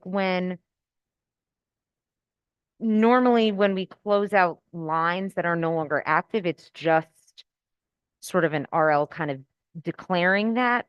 I don't understand these like teeny tiny budget transfers and how that's related to closing out a line. You know, there's like 1 cent, 36 cents, 47 cents. Yeah, so my understanding of this is these are, so those budget lines are items that we have budgeted for, paid for the item, and then there was a small amount of money left over in those lines. So like the acquisition of the dump truck, there was just a matter of cents left over there.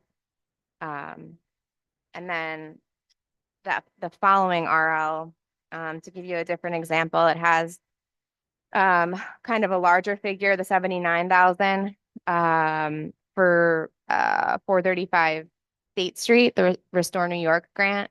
That's an instance of a project being complete. Canal Plaza is completed, and there were grant dollars left over that were not spent. Okay.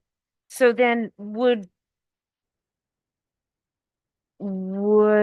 this not have to be 2 separate RLs? We could do this in one piece of legislation? That's correct. So I Okay. asked about that. I think that finance was working with each of the departments to kind of go through the accounts that were open, kind of department by department, and they just came in at different times. So whichever was the latter one, just I think happened to come in later, but they are, my understanding is doing the same work. Okay.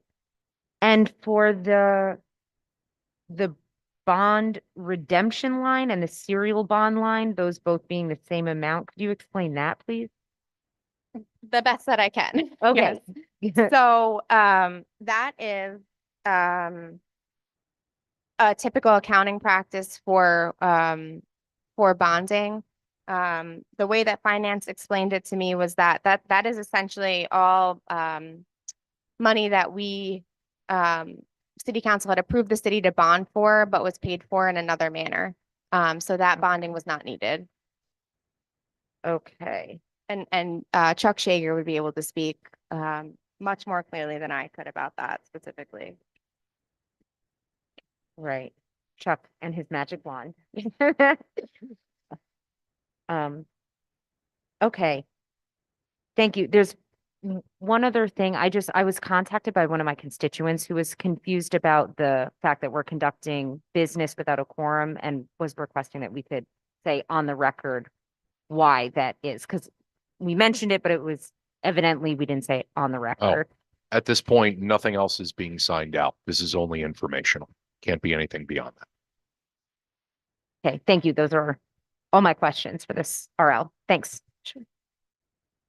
Thank you, Council. Megan, and that was 268, correct? Yep, 268 and 272. 272. So I can move on to 273. Please. Okay. So this is to authorize the mayor to enter into an agreement with NYHART for GSA B75 actuarial services. GSA B75 requires local governments to document post-employment benefit expenses at the end of each year. This is as part of our normal year-end financial accounting. The city hires a firm to complete this work. And this RL is to extend the contract the city has in place with NYHRAT for these services.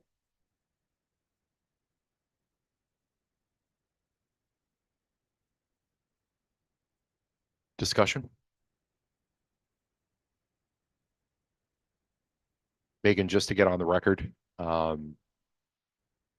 expedition of an RL would procedurally be business. So 23-246 cannot be expedited. Okay. Just want to let you know. Should get that on. And President Scringy, for my remaining RLs, Mayor Cram will present. I appreciate you. Thank you, Deputy Mayor. Thank you. Mayor Cram, good evening. Good evening. Thank you, Mayor, for joining us. Floor is yours, sir. Focused here. RL 23-274. I believe it was December of 2021. This body approved a $3 million allocation for support rehabilitation at Town and Country Apartments. From that time, we've been working with the property owner, developer, as well as the state of New York to facilitate the closing of low-income housing tax credits. We're now at that point. A closing date has been set by HCR for June of 2024. And so, as I stated at that time, we'd be back to City Council for the allocation of the funding to support a low-income housing project. And roughly speaking, it's around a $55 million project to rehabilitate the property's 250 plus units. This includes, rehabs of all aspects. I believe there was a letter provided to council from Exact Capital. So this will fit into their HCR capital subsidy as well as low-income housing tax credits to finalize the deal. And again, this is, coming back to do the final approval, get this funding and the contract signed with the developer and provide that information to New York State Department of Homes and Community Renewal to finish the closing, and construction will begin very shortly after the closing is done. Once everything is approved, you want to start construction because you don't want the prices to go up. So this closes out a lot of years of work to get that property upgraded. I think everyone's aware of the living conditions that people have had to face in that building, and the property owner has been working in good faith. I have been almost on a monthly basis checking in with HCR why the property has not closed. They are finally closing, and it was not the fault of the developer, the city, or anything. It was just the bureaucracy at HCR. Thank you, Mayor. Council, any discussion you would like to have? Councilman Burns, my apologies. Mr. President, thank you, Mayor. So we aren't using any additional ARPA money. This is money that's already taken care of. That's years ago. I think it's great that we're going to improve the quality of life for a lot of people over there. And are we going to have any say on the companies that are going to get the work? I mean, as far as bidding on them, or if they're going to be union work or anything like that, are we going to have any say in that? Those requirements are set by New York State HCR. So they have different requirements and rules about what types of contractors can work on it. I'm sure that there's going to be segments of this that require either an MWBE requirement. I'm not as familiar, but that is a basically contract between the state and this developer. Mm-hmm. And oversight, do we give them the whole 3 million, or as the work continues, we pay it as it goes, or who does the oversight on where? In this case, money goes, we'll give them the 3 million, having the assurance from HCR that the project is closing. Certainly they won't be able to spend that until they close with HCR, but HCR wants to see that as part of a city commitment to the project. So again, they're getting $3 million from us between their capital subsidy as the low income housing tax credits. You're talking about 47 million. So their main constraints and their main who they are accountable is ultimately HCR. So they not only handle making sure that all of the paperwork is done correctly, but they will be monitoring to ensure that these apartments stay as affordable per the low income guidelines that HCR, the program, have set up. And they do monitoring and audits and everything. Thanks. That's why when we put our money into HCR projects, much like the OFB conversation here, we have a lot of faith that it's going to go to exactly the type of people we want to help. Okay, thank you. Thank you, Councilman. Any other discussion? Seeing none, Mayor Cram, please continue. Sure. Thanks, Megan. For RL 23. Thank you, Deputy Mayor. RL 23-271, as well as RL 23-269. They are related, very similar to the process we just talked about. One is the allocation of certain ARPA dollars, and then the second is to contract to expend those dollars. So you can come on up if you want. So everyone received, the announcement that was done a few weeks back with myself, Assemblywoman Lepardo, County Executive Gardner, on a joint plan to save Boscov's in downtown Binghamton, save the 150 jobs, as well as about $1 million in sales tax revenue. So this project, the big funding as part of it was $5 million secured by Assemblywoman Lepardo. I would call that an historic amount to support the store. And essentially what we are doing and the scope of what the project was, myself, county executive, and the Assemblywoman getting together, is that there's a 250,000 square foot property in downtown Binghamton that is owned by the BLDC, essentially the taxpayers. It has not been invested in many years. As landlord, the BLDC and the city worked as best it could, but those investments just didn't happen. And we were at a tipping point.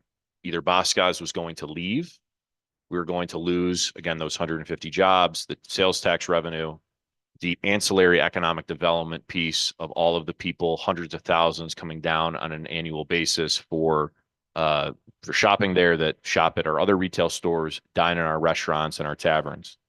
So we knew that we couldn't do that. And so we started, basically as soon as I became mayor, to work on a deal to keep Boscov's in Binghamton in the long term, and then also fund the publicly owned building with the improvements that it needs.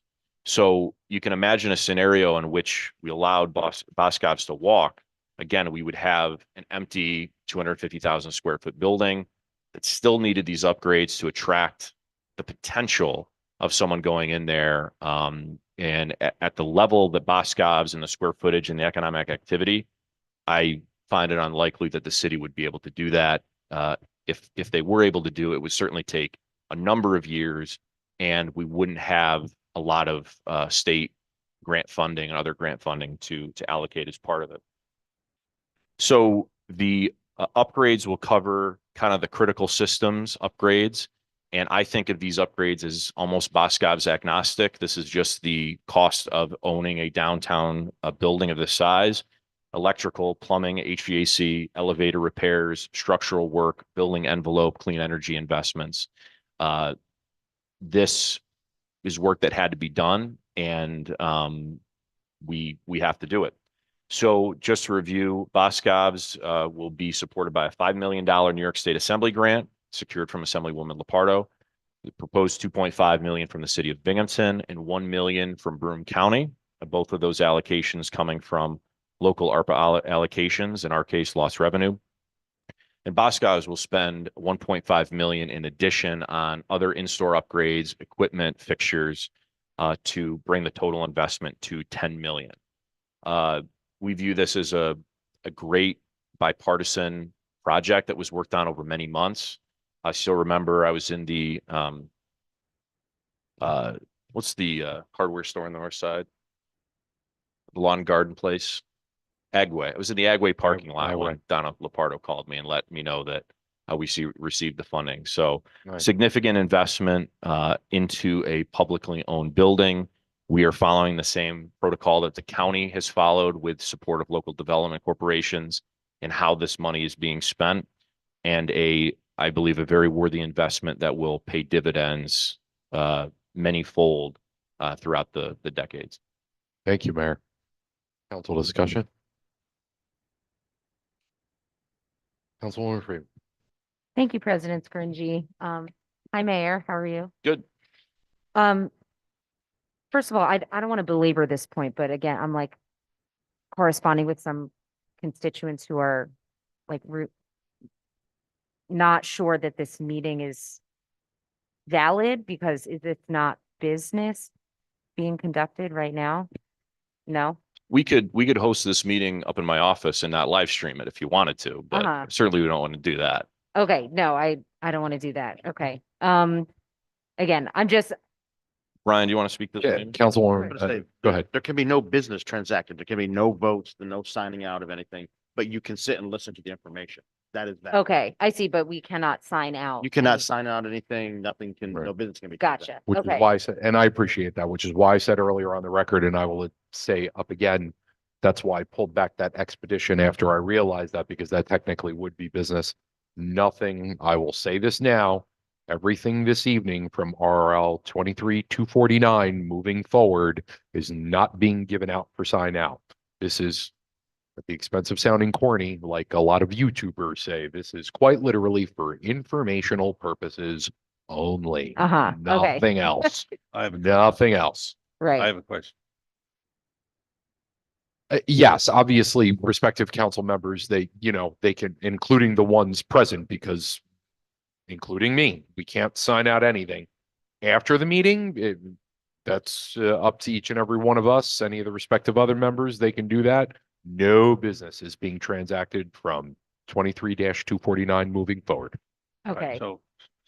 So as far as signing things out, any council member can sign it out. Just come in tomorrow and ask the clerk to look at it and sign it out. Absolutely. Absolutely. Or I can sign it out at the end of the meeting. After If I the choose. meeting is closed. And Right. yeah, and technically this isn't even falling under that formality, but this is literally informational purposes only. Mhm. No business. And I would rather have the transparency of this information available for public consumption on YouTube. No business. Right. Okay. Again, I had two constituents contact me about that, so I wanted to That's fine. Absolutely. address their concerns. So, all right, I've got a few questions about this. So I did speak with Assemblywoman Lepardo, as soon as I read the press release. And so I want to make sure this is coming from the lost revenue line. How much of that lost revenue ARPA money has been allocated thus far? As in encumbered, I suppose. I don't have that number on me. Okay. I know the most recent ARPA report that council received would speak to that. Okay. And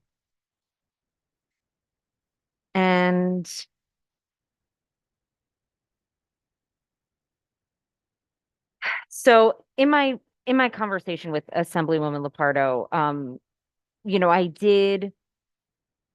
I did speak to a lot of the points that you just mentioned, where it's a huge building, it needs repairs. I was inside Boscov's recently, and there was literally a garbage can catching water that was dripping from the ceiling. So obviously this building needs a lot of repairs. But I also want to highlight the what is maybe an elephant in the room, is that it is interesting that there's almost $7 million of ARPA money that is in the RLs for this packet. And I think that, not that I think that this is an important project, but I think that the timeline is interesting. And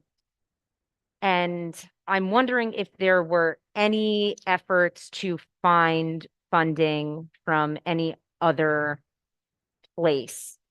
Obviously, 5 million is coming from the state and some is coming from the county as well, but $2.5 million is a large ask for, an infrastructure project, when ARPA money, was supposed to be, was originally given to us for COVID relief. And I know that you've said that that's not true, but that, that is where ARPA money came from. So, has there been, or what, can you tell me what other efforts have been made to find this money from somewhere else besides just this lost revenue ARPA slush fund? Sure. I would say over many years, through many different iterations, we have sought assistance from Empire State Development for this project, whether it's the facade improvements that have been talked about, which is not a part of this, I want to be clear, or general upgrades.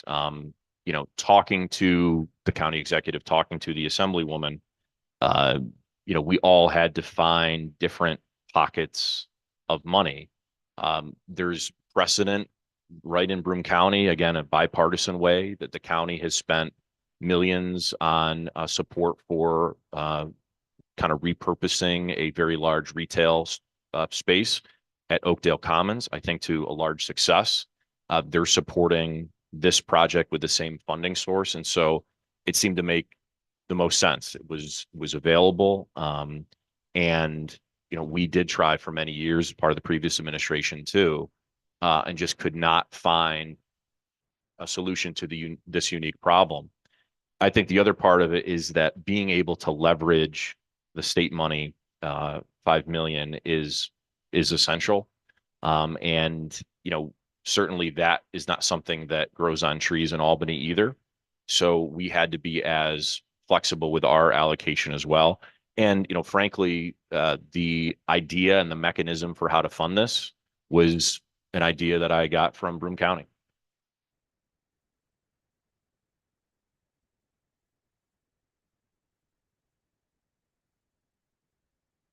Okay. And so I guess we haven't gotten to the RL about the parking. So I have a question about that, but I'll save that. Thank you, Councilman Prince. Thank you. Yeah, Mayor, about the, two questions. First, about ARPA money. The Opportunities for Broome project, which is getting 2.5 million. Mhm.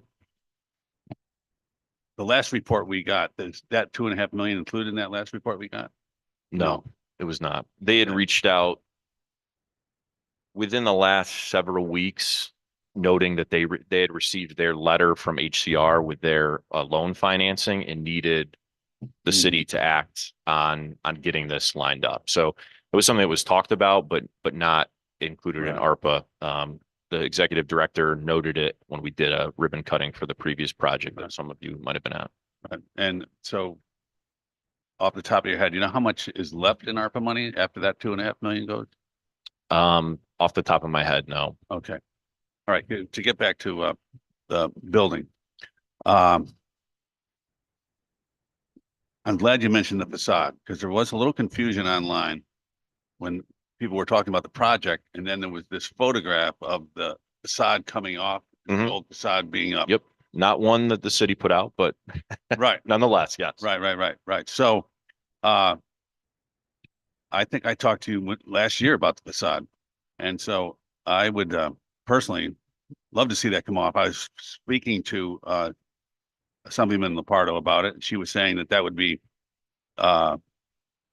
phase 2, shall we say? But we need to get some historic grants. So I'm wondering, are we applying for any historic grants for this building or that purpose? So that's the plan. I'll let Sarah go into the details of it, but Boscov's is interested in that too, right? But that's priority 2 to them. Right. They have some immediate building operation issues. So now that those are addressed, they are very willing to be at the table for not low income housing tax credits, historic tax credits. Sarah. Yeah, I just want to clarify that there aren't a lot of historic preservation grants available. What we'd be going after is historic preservation tax credits. The difficult thing is that in a publicly owned building, those credits have no value to us because we don't have a tax liability. So we would really need Boscov's to come to the table and be the entity that would be applying for those. We would be supportive of that as the landlord, but they as the leaseholder would be applying for that. It's not something that they're currently interested in doing, given the status of the other aspects of the building, but they have been interested, and I know Jim Boscov has said on the record that he's interested in that project. So yeah, phase 2 will definitely be applying for those. It would be a tax credit project likely. I don't think that there's anything available that would fund a project of this size and scale from the state, although we'd be happy to explore that if any programs became available in the future. Okay, thank you. And we're going to look at that as part of this project. Yeah. As we scope this out, the architectural realities, making sure that we don't do anything with this money that prevents that from happening, that we run conduit or something in a place that it doesn't belong. Yeah, I think people would just so love to drive downtown and see that old beautiful building. It would bring people downtown just to see it. I mean, it would be great. Thank you, Councilman. Really quickly, 2 things. So transparency. Here is every sign out sheet for RLs 23-249 moving forward. I am not touching them and they are now going. Nothing is getting signed out. I'm not touching them for the rest of the meeting. To get back to where we are. Thank you, Mayor, for that.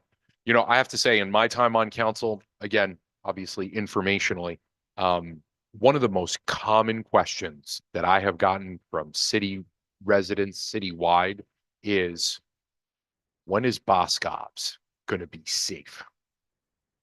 I can't even begin to tell you the amount of times that I've gotten that question. And I know many of my colleagues that I've talked to have experienced the same. So, Mayor, I have to say kudos on this.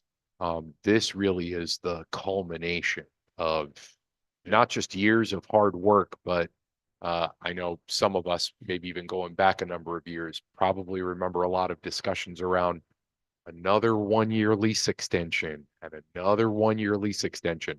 And this really is the culmination of all that work and effort downtown.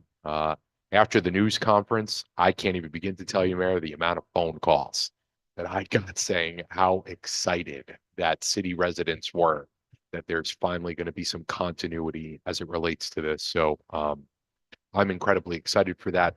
Job well done.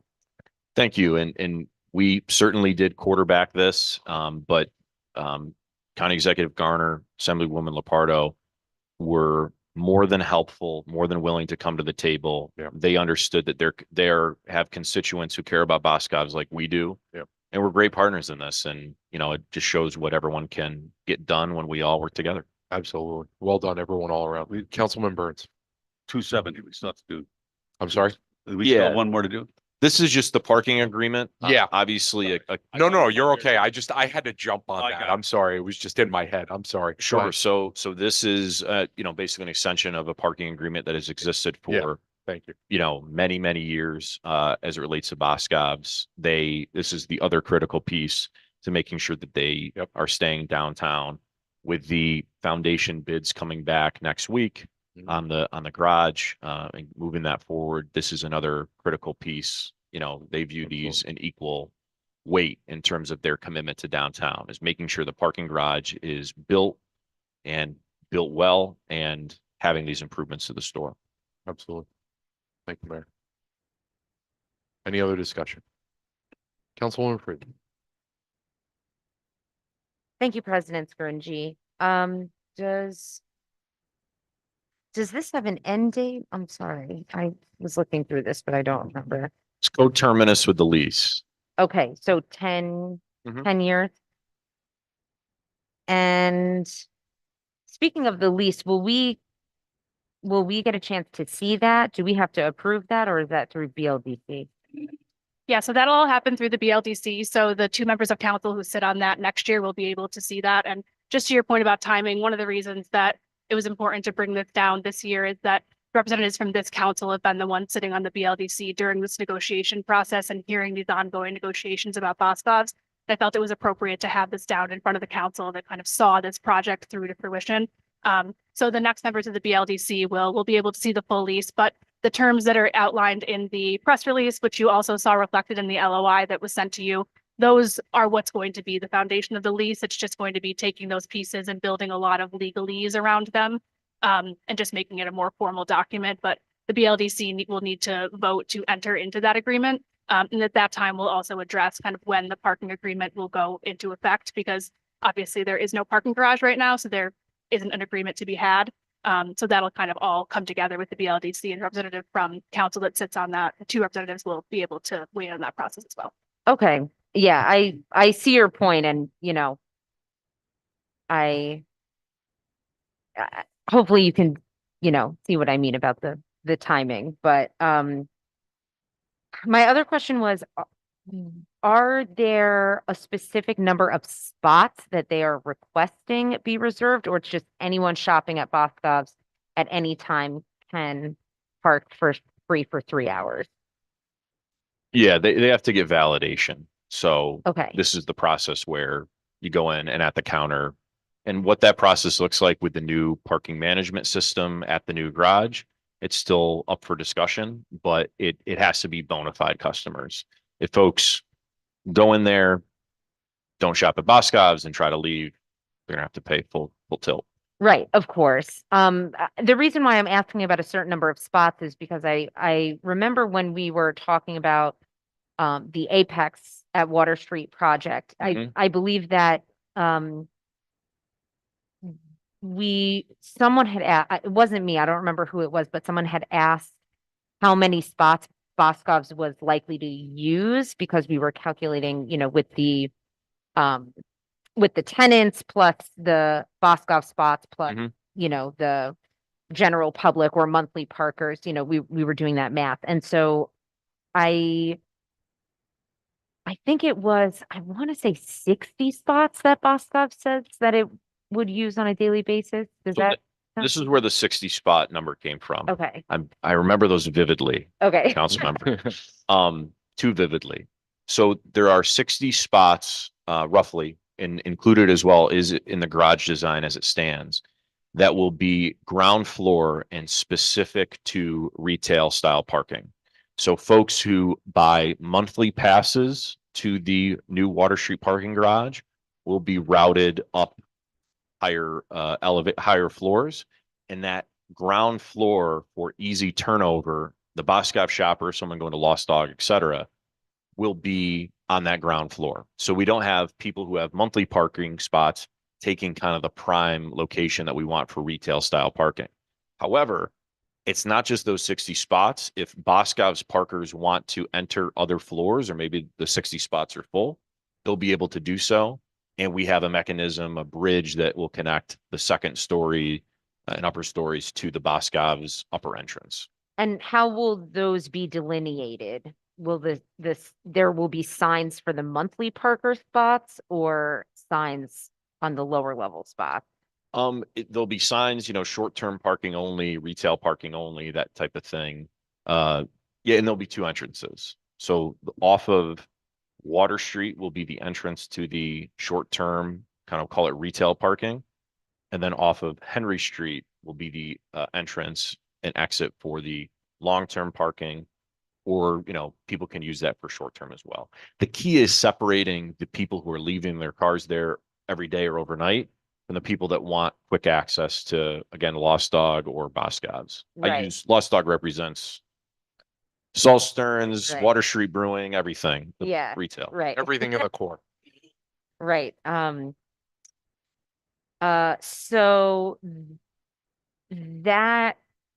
that number, the approximately 60 spots, is not written explicitly in here. So how did we arrive at that So number? 60 spots is simply how many spots are on that ground floor. Okay, They're not So it's by exclusive to, design. yeah, that's not exclusive to Boscov's or any one thing. Boscov's can validate as many as they want. Important thing to remember with parking garages, though, is that if you have 60 spots, if someone parks there an hour a day, you can do the math. You can fit a lot of people using those 60 spots. Right, exactly. No, I was just wondering because I remember that was a conversation that we were having previously and I didn't see it in here. So I just wanted to clarify the logistics of that.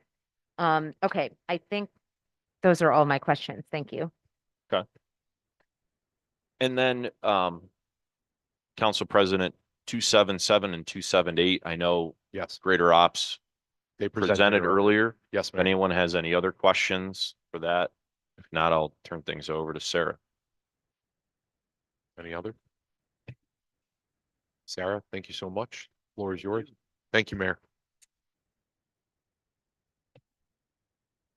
Okay, so RL 23-251, this is similar to things you've been seeing today, just cleaning up budgets.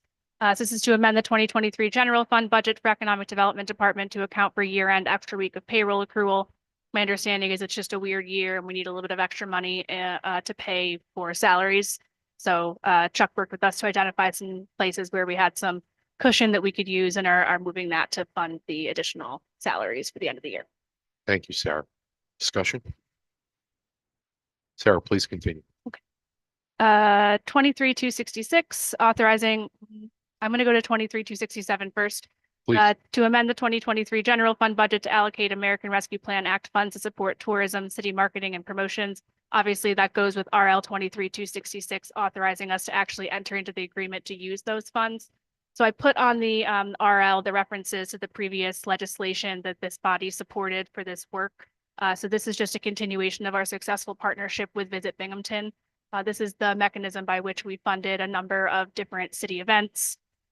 Luma, Blues on the Bridge, the No Theaters season, Trucks on the Track, a variety of things that I have a full list of. We're allocating less money than we did originally. It was $200,000 in our previous allocation, $150,000 in this. And we'll work directly with Visit Binghamton to understand which of the campaigns that we executed over the last 2 years were successful to determine which organizations would get funding for this kind of next and my guess would be final round of tourism promotion money just to support these organizations as they're getting back on their feet post-COVID, bringing people downtown. Seen a lot of success in these events. I mean, Blues on the Bridge, I think it's a particularly great example. Luma, even with the weather, was a huge draw. So as we can continue to support those over the next few years and really encourage people to come back downtown, see all the great new restaurants and ground floor retail that's going in, and really encourage economic development in the city of Binghamton. Thank you, Sarah. This, Councilwoman Fairclough, please. Thank you, President Scringy. I don't know if I said, hello, how are you? Good, how are you? So you said that this is likely going to be the final round of this funding, I would imagine just because ARPA needs to be encumbered by the end of 2024. right? So This goes going through 2025. right, exactly. So, given the fact that this seems to be a successful program, I'm wondering where we might, if we choose to fund this program in the future, where do you think that might come from? And could this be a sustainable program in the future? Potentially, I think it would just depend on the budget and how our revenues come in over the next few years to see if we have availability in the budget to do something like this. Previously in my department, before my time, I had a promotions and marketing budget that was quite robust. That was the line through which we funded Luma previously. So, you know, there's a precedent for that, but it's really just finding the money in the budget that's available to do something like this. Having this data and partnering directly with Visit Bing, who's the professionals when it comes to tourism and developing all that data. They have great software in place. It's interesting. It actually tracks credit card swipes and it kind of aggregates the information in a way that takes away all of the personally identifiable characteristics, but it helps understand where people are spending their money. And, you know, during an event, you can see if there were a large number of credit card swipes in downtown Binghamton, for instance, and really track the efficacy of these programs. So we'll be working with them and relying on them to give us some really good data that would help us understand whether this is something that, you know, we should continue or if we've kind of leveled off at a certain point with COVID recovery that we're in a good place. Right. Oh, that's interesting. Do you know what happened to that funding? Like, I mean, I know What we that's used sort it of a for? broad question. No, what I mean is you said it used to, before your time, there was a robust tourism and marketing, and that just sort of got dispersed into Right. the right. budget into various Yes, there were things. some Okay, issues in my department that led to budget changes. right, gotcha. Okay. That's interesting. All right, thank you. Thank you, Council. Any other discussion? Sarah, please. Thank you very, very much. Thank you. Appreciate you. Want me to turn this off? If you don't mind, please. Yeah. Got to conserve that strong battery. Thank you, Sarah. Appreciate you. At this time, I'd like to offer Corp Counsel Brian Seacrest the opportunity to discuss anything in relation to RL 23-254.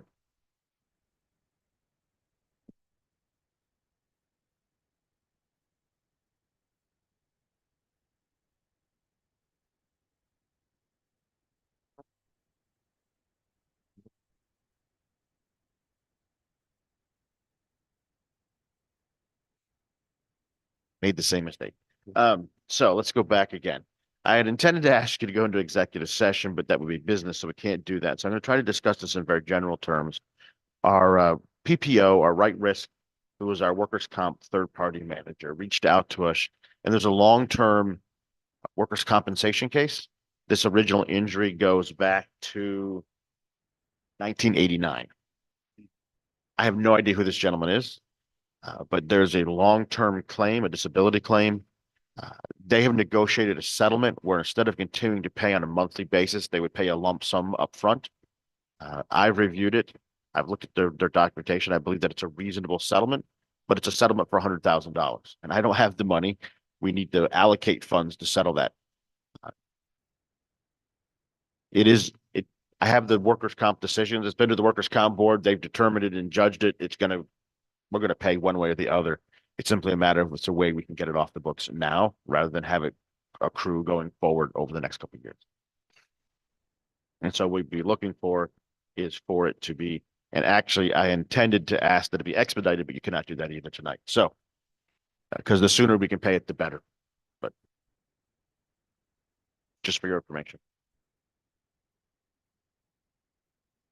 Are there any questions? Any discussion on that? Councilwoman Freeman, my apologies. Thank you. So just to make sure I'm understanding, you said it would be cheaper for us to just do this in one lump sum rather than continue to pay monthly? Am I understanding that correctly? I want to say the future cost of money. It's not the future, present Like the inflation. present value of money. I believe the term, like giving me $10 now is worth $15 over time down the road. Right, So okay. this gentleman has they've reached a settlement where he's willing to take a lesser amount than what he's anticipated to get over the course of the next unknown period of his life Oh. to pay now. Okay, So we would pay a lump sum now, and he would write off the rest of it. right. Okay, interesting. And basically, for his side, he's probably saying, I can take that money, put it aside, invest it well, and I'll actually get more money than you would make. Right. Okay. Thank you, Brian. Any other discussion? Seeing none, Madam Clerk, any information you'd like to offer regarding 23-275? This is to authorize Visions FCU and Social on State to conduct a fireworks display for New Year's Eve. They've done this for the past few years, and per our city charter, it has to go through council for any fireworks in the city.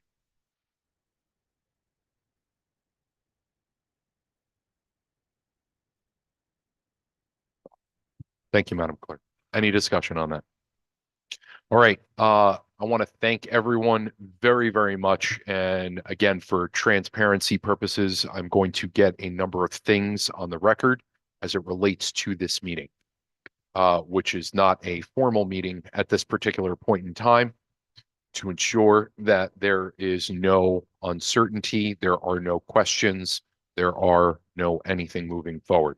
So really quickly, just please be mindful as for current members of the body, as we're getting to the end of the year, please coordinate with the IT department as it relates to city ID, email, council phone,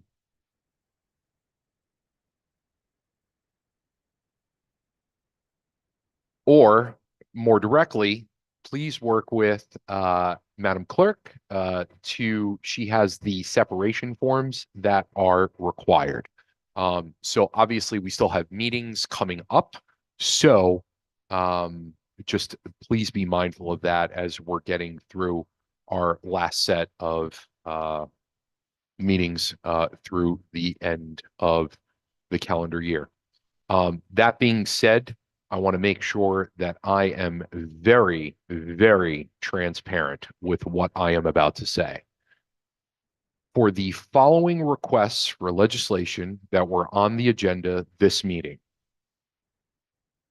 all of which start with the prefix RL23.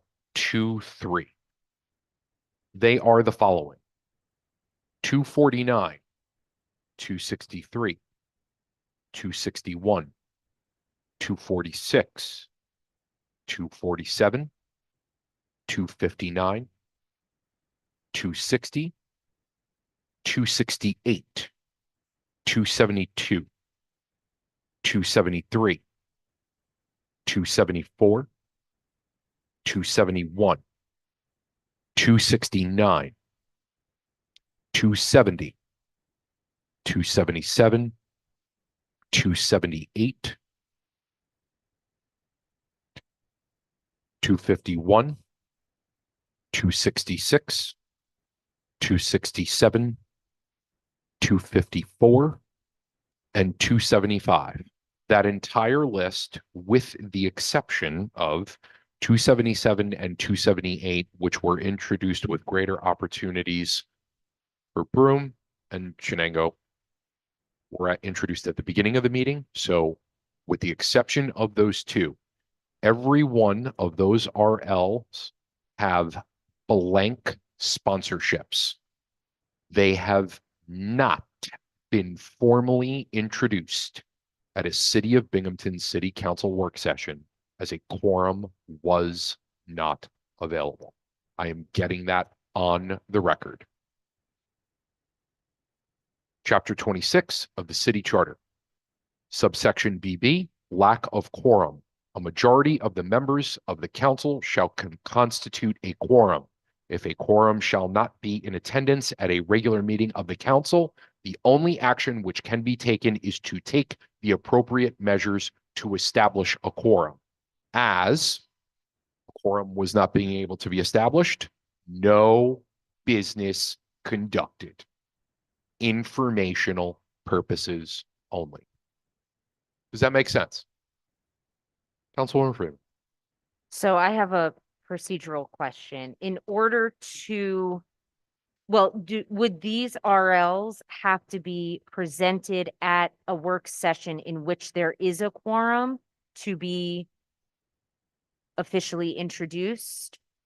So, Councilwoman Freeman, you and I must have shared a brain in a former life because I literally was just about to hit that one point. Okay, So I am formally putting on the record to communicate to the entire administration that as it relates to all of the RLs that I delineated, with the exceptions of 277 and 278, as they have not been formally introduced at a quorum of a city council of city work session. Obviously, none were expedited as is a form of business. They will need to be resubmitted for the next City of Binghamton City Council work session, Monday, 6 p.m., 18 December 2023. And as they are delineated, if they are put on that agenda, it is as if they are being introduced for the first time, because that is exactly what would be happening. Are there any other questions? Is there any other questions of transparency that we have? Councilwoman Freeman. so again, just to be clear, I know in the past, sometimes we could email the clerk saying, I want to sponsor this legislation or remove my name. That could not be done with these. I do not know that answer. I mean, if your answer addressing to me, I was asked the question earlier tonight by the chair, and I do not know the answer because we never crossed that bridge before. There's a part of me that thinks there's a possibility, but I'd have to do research. The thought that comes to mind, if a committee met and two members of the committee signed out a piece of legislation, that would also get it to the floor. But that hasn't happened either. So I don't know exactly how that would work. So here's the position that I am going to take. I am going to be conservative with all of this. As I handed everything over to Corp Counsel, as after the meeting, Corp Counsel will hand it back to the clerk's office. I will repeat again, they are being introduced for the first time if they come over. So I'm going with a no on that. Okay, thank you for the clarification. They will be treated as new. Monday, 6 p.m., 18 December 2023, in accordance with Chapter 26, subsection BB. I will not put any of these requests for legislation in a procedural potential situation. Again, for the record, if a quorum cannot be met for Chapter 26, no business can be conducted. This was for informational purposes only. When we have elected officials here, when we have department heads, when we have city staff who work very hard, I am not going to deny for public consumption the opportunity for our bosses, members of the public, to hear important information. Any questions on that? So considering that we have not been in a quorum codified meeting since the beginning of the discussion 23-249, there is no adjournment for the chair to recognize. So I would like to thank everyone who was here. And there was at the beginning of it, and then we lost it. So You therefore, don't have to adjourn even though, let's say we didn't do any, let's say after. it people hasn't left, been, that was- it hasn't been a formal meeting from that point on, moving forward. So therefore, there's nothing to adjourn. So the meeting's still going on. The meeting ended when The you meeting lost ended quorum. automatically when we lost. Thank you very much. Thank you all. Have a good evening. The only thing I would add before we go off is that Councilman Burns. good for you, but there is 26(9)(a), which is what I was referring to. Any formal legislation signed out about by committee, by majority committee members or majority of the members of council shall be first read legislation at the next regular meeting or special meeting called for that purpose. There's nothing in that section that really specifies that it has to occur at a business meeting. It's always been done that way because that's when you get information, but. Right. And I realize and thank you, Corp Counsel, for that. I appreciate that. But again, I would rather. No, make I sure. think being conservative is. I'd rather be not conservative on this just to make sure that there's no issues with anything. So Councilwoman Friedman, Councilman Burns, Councilman-elect, Councilwoman-elect, and as a complete side note, I think we owe a big thank you to our Madam Clerk and Madam and Mr. Deputy Clerk for all their, and Councilman-elect as well, for all their hard work. So thank you very, very much on this packet for tonight's evening. Have a good night, everyone.